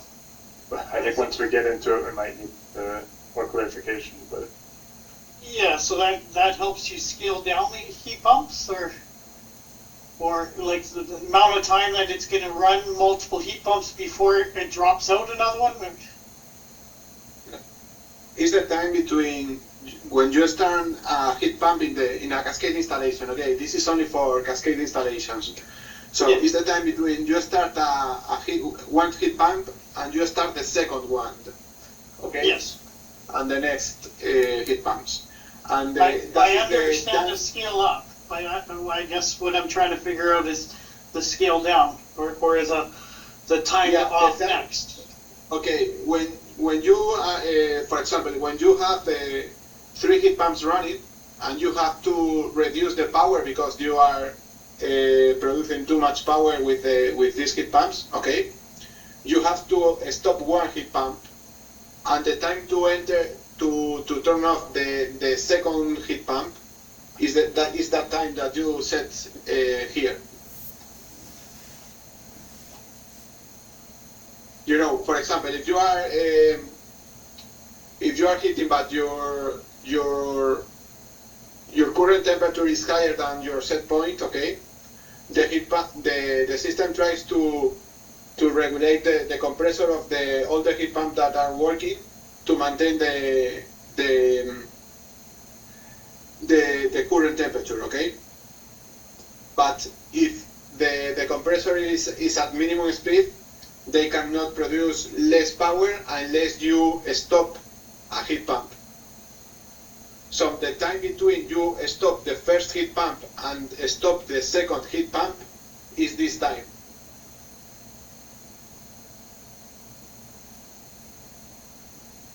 so It's the time like between the... I think Sorry? I understand. it's like a minimum runtime, kind of. No, it's not the minimum run time. It's the time between you stop one heat pump and you stop the next heat pump. When you are running and you have, for example, 3 heat pumps running, okay, and you stop one of these 3, the time to stop the next heat pump. So now you have 2 running. The time you need to wait until stop another heat pump and only work with 1 is this time. Really is a minimum time between Yeah. starting heat pumps or switch off heat pumps. If you need 3 heat pumps, 3 heat pumps are running for long hours. Yeah. But if you need to switch off heat pumps, the minimum value, the minimum time between switch off 2 heat pumps in order to wait that the conditions are more stable in the installation, you at least must wait these minutes, 10 minutes, 5 minutes, it depends on the installation. But if you don't need switch off, don't switch off a heat pump 10 minutes later.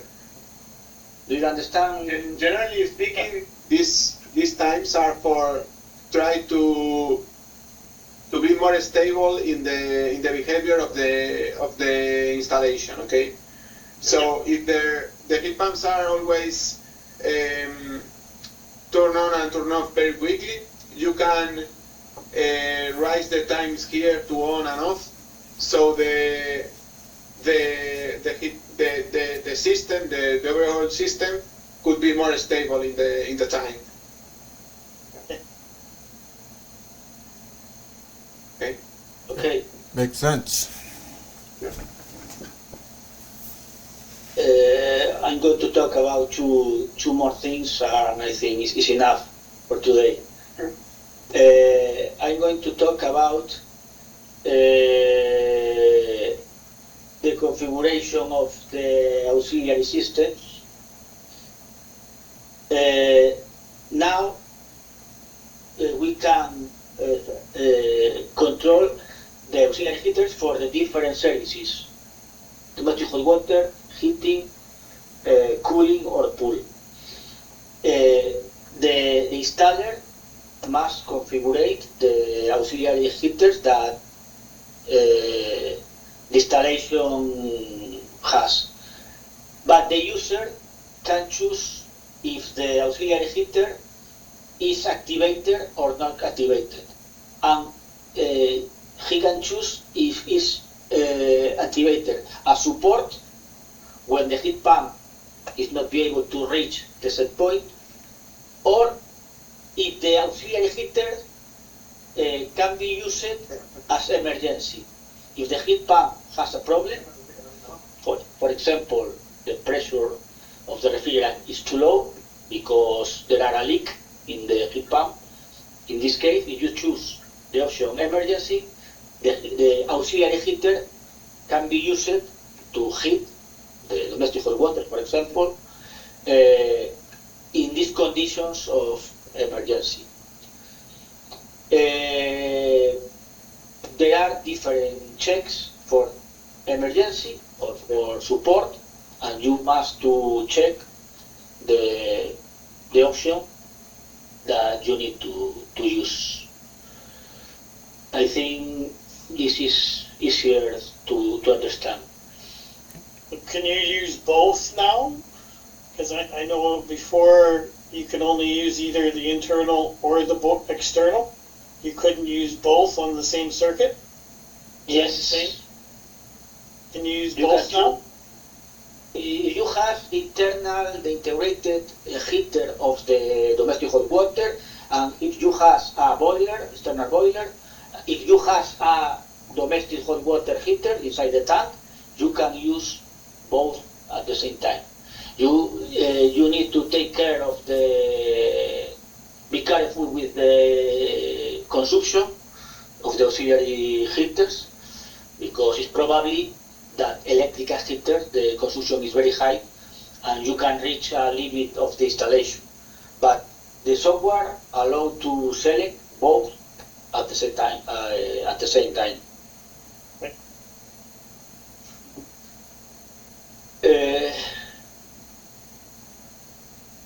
And the last one new in this version of software that I think is interesting is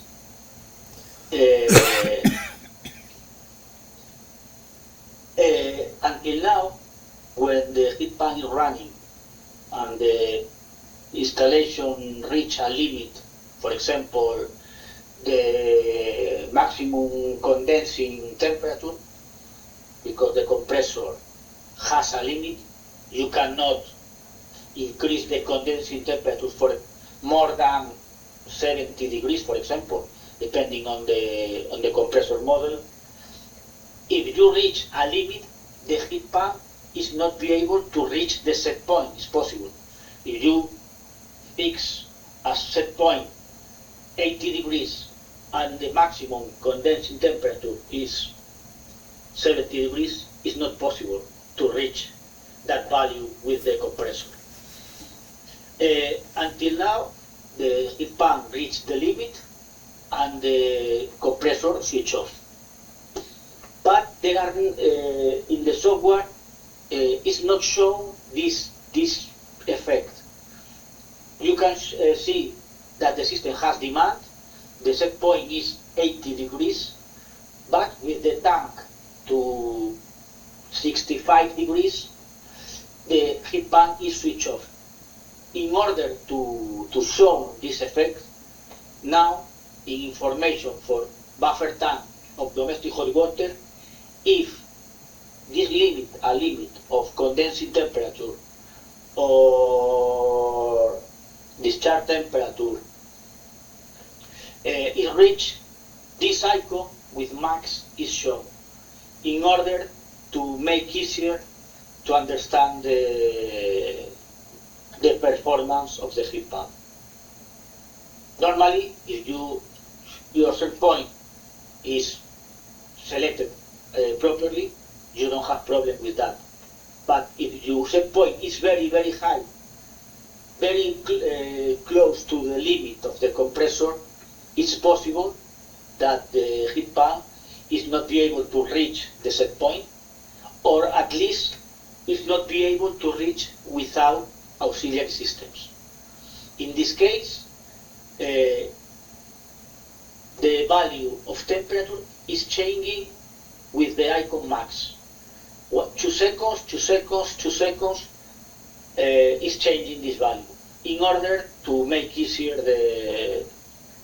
that you can understand easier the performance of the heat pump. Do you understand this question? So max is something you can select,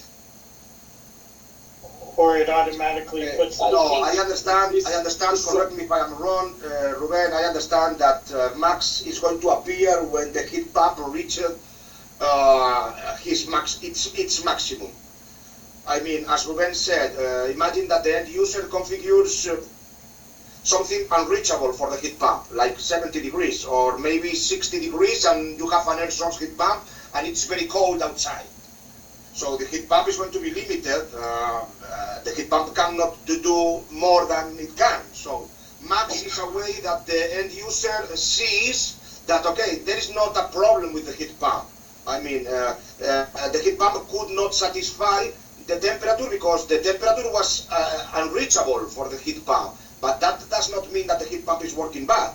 So that's the reason we include the max, so that the end user can see that the heat pump under those conditions has reached the maximum performance, in this case the maximum temperature that the heat pump could reach. Do you understand what I mean, Steve? But they would no longer see a real temperature? No, it's the max level is blinking between the temperature and max, okay? Okay. He's showing, I guess he's showing, yeah, okay, yeah, in fact, Alex, okay, he's going to see the temperature he has and also max, that is like saying to the end user that the heat pump cannot increase the temperature higher than the value it has at that moment. It's not a question of you have a problem with the heat pump, it's a question of the operational map of the heat pump. Yeah, no, it's fine. As long as you still see that temperature and it doesn't just replace it with max, because then you're like, well, what temperature is it? No, he's going to see, and also with linked with the temperature he has, no?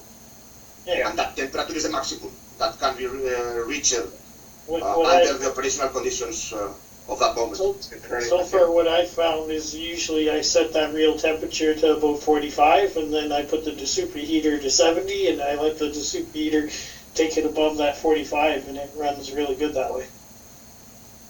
Shoulder seasons, maybe when it's, like it is outside right now today, but maybe the superheater won't work that much because the unit's not running very much, but for the most parts of the year, I find setting it at 45 and letting the superheater bring it up, it brings it up to 160 degrees. I guess maybe that, okay, Ruben and Alex, for example, if the problem of if it's a problem of or not a problem, but imagine that the installation needs 20 kilowatts in a period of in a moment, and the heat pump can only produce 17 kilowatts, for example. It's not able to produce 20 kilowatts. And imagine then that you configure a temperature of 40 degrees, 40, not 60 or 80 or 85, or where it is understood that the heat pump cannot reach that value. But imagine that you configure 40 degrees. As you have a lack of power, the heat pump cannot reach 40 degrees, maybe can reach only 37. In that case, also appears max. One thing before this question. This only appears in the domestic hot water because you have a domestic hot water tank, or if you have a heating buffer tank. a buffer, okay? So if you cannot reach the temperature, but because the heat pump achieved his limit. Yes. Okay, if it is working at maximum power, but it's still working with no problems, the heat pump doesn't stop. Okay. It's still working at the maximum power, and if you are demanding more power, and the heat pumps can do what I do. Okay, so when this appears, Okay. max appears, the heat pump stops, no? And shows max. Yes, because you achieve the Okay. maximum temperature that you can achieve with the heat pump In that service, in that service. I cannot produce hot water, domestic hot water, more than 56 degrees. I reach the limit because the condensing temperature is dangerous, and Okay. in order to avoid problems with the heat pump, I'm going to switch off the heat pump, or if I can, I have demand for pool or for domestic or for heating, I change the demand. I don't switch off the heat pump, but I cannot run for heating domestic hot water because there are a limit, and I cannot work with pressure, with dangerous pressure or dangerous temperature. It's in order to avoid that the heat pump is right, because if I put a set point of domestic hot water of 80 degrees and with 70 degrees I reach the limit of pressure, I have demand because I want 80 degrees and the temperature in the domestic hot water tank is 70. I have demand, but if I switch off the heat pump, I reach the pressure limit and switch off another time for an alarm. And in order to avoid to start and stop for an alarm continuously, I stop the heat pump, I store the value of maximum temperature that the heat pump is be able to reach in order to calculate the new temperature for switch off, switch on, for starting another time. It's in order to avoid that the heat pump is starting and 30 seconds later switch off because they are an alarm. Then another time, and the heat pump at the end it will be blocked. In order to avoid all these problems, if we detect a limit, we store the value of the temperature. 72 degrees is the maximum at this moment, and the heat pump start, switch off, or change to another service. Okay, and it storage, okay, it saves that value for avoiding the starting and stoppings. For the next start process. Okay. In order to avoid that the heat pump stay continuously with an alarm of high discharge temperature, high discharge pressure, for example. Yeah, trying to reach an unreachable value.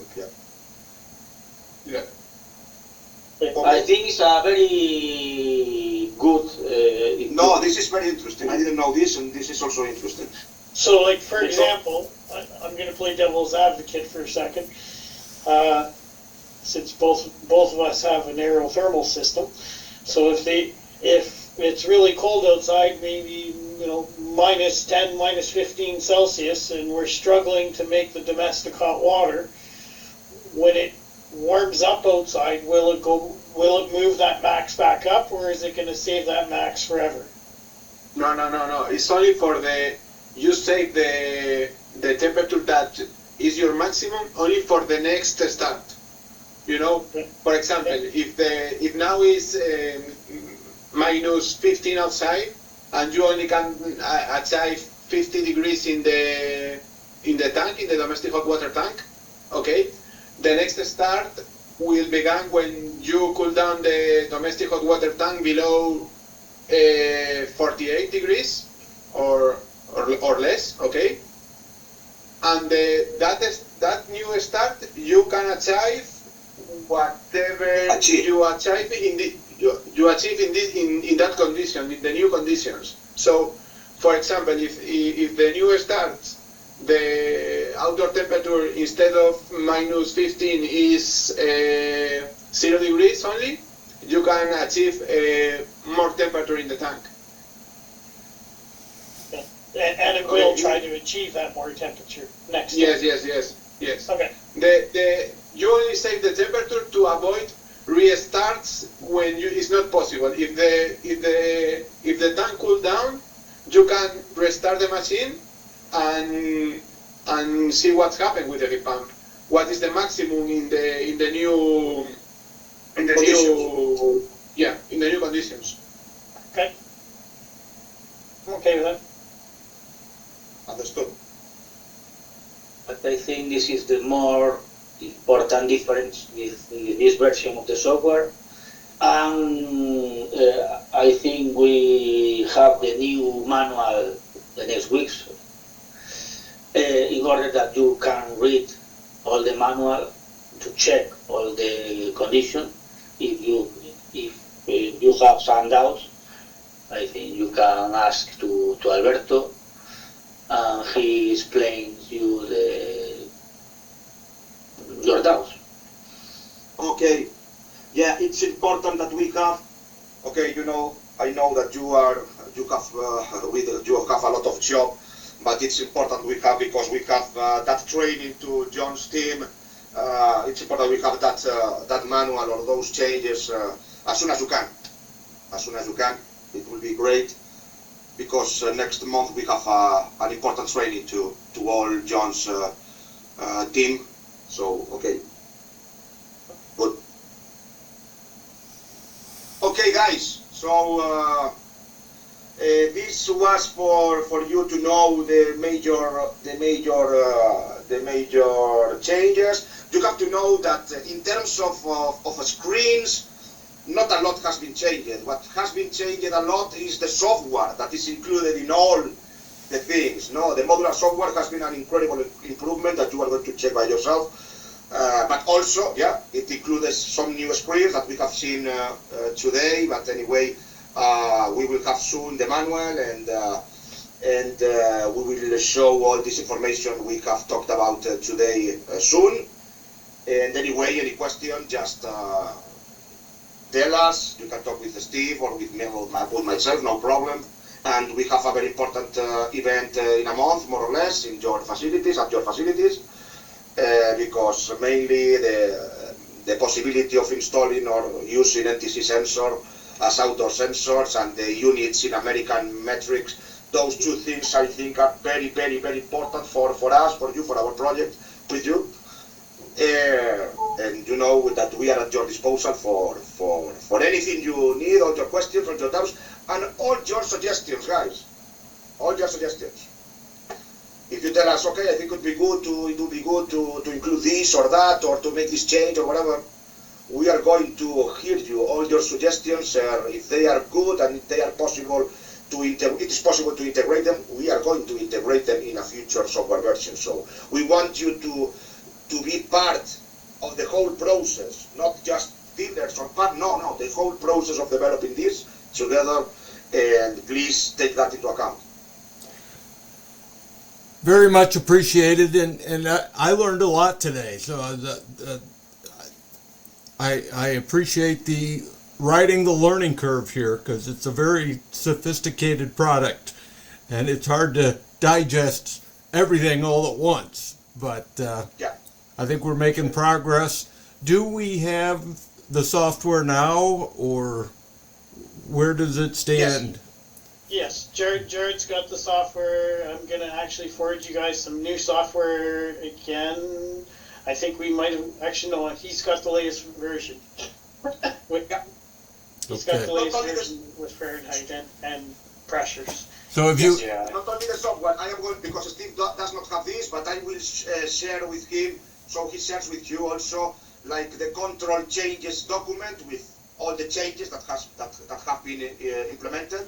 But yes, I confirm you that we have this new software completely operative. In fact, we have been checking the software internally for more than 2 or 3 months. So It's not something that we were developing this for the last years, but also testing, and this software is completely available.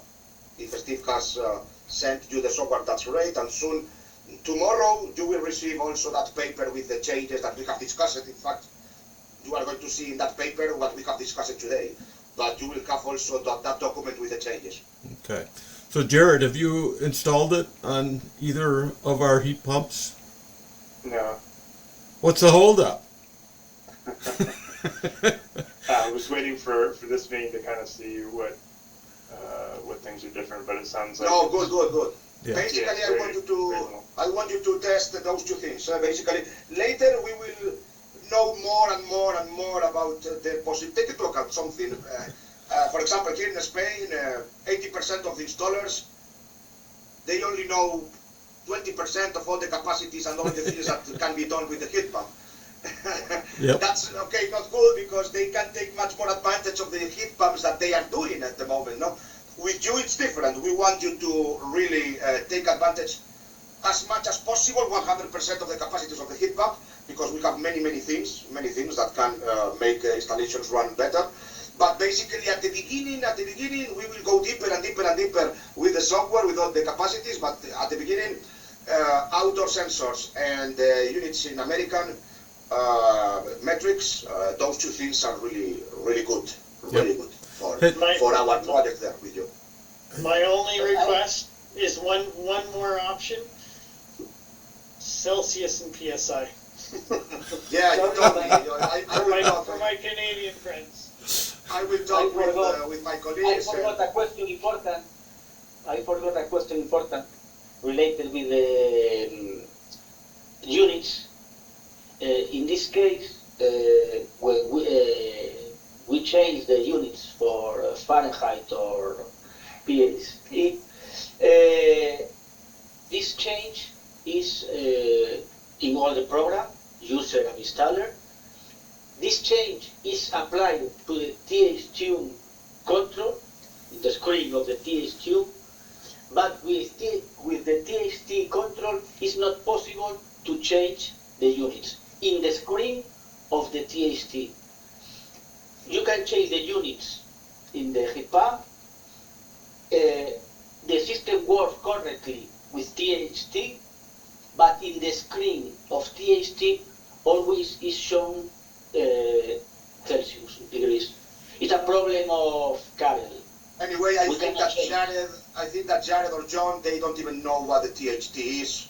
So You're right. no problem. No problem. It's a kind of indoor terminal, like a thermostat, but it is much more powerful than a normal thermostat. Anyway, Steve, the TH-Tune is great. So with the TH-Tune, you don't have that problem. So from now on, TH-Tunes and not THTs. Okay, and well, we haven't bought any of those yet, so. Yes, I think also so. I don't know anything about either one of them anyways at this point in time. But What?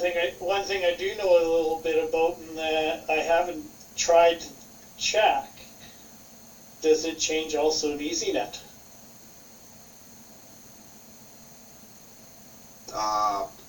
Well, that's a good question that I don't know how to answer. This is included already in the EasyNet or not, guys?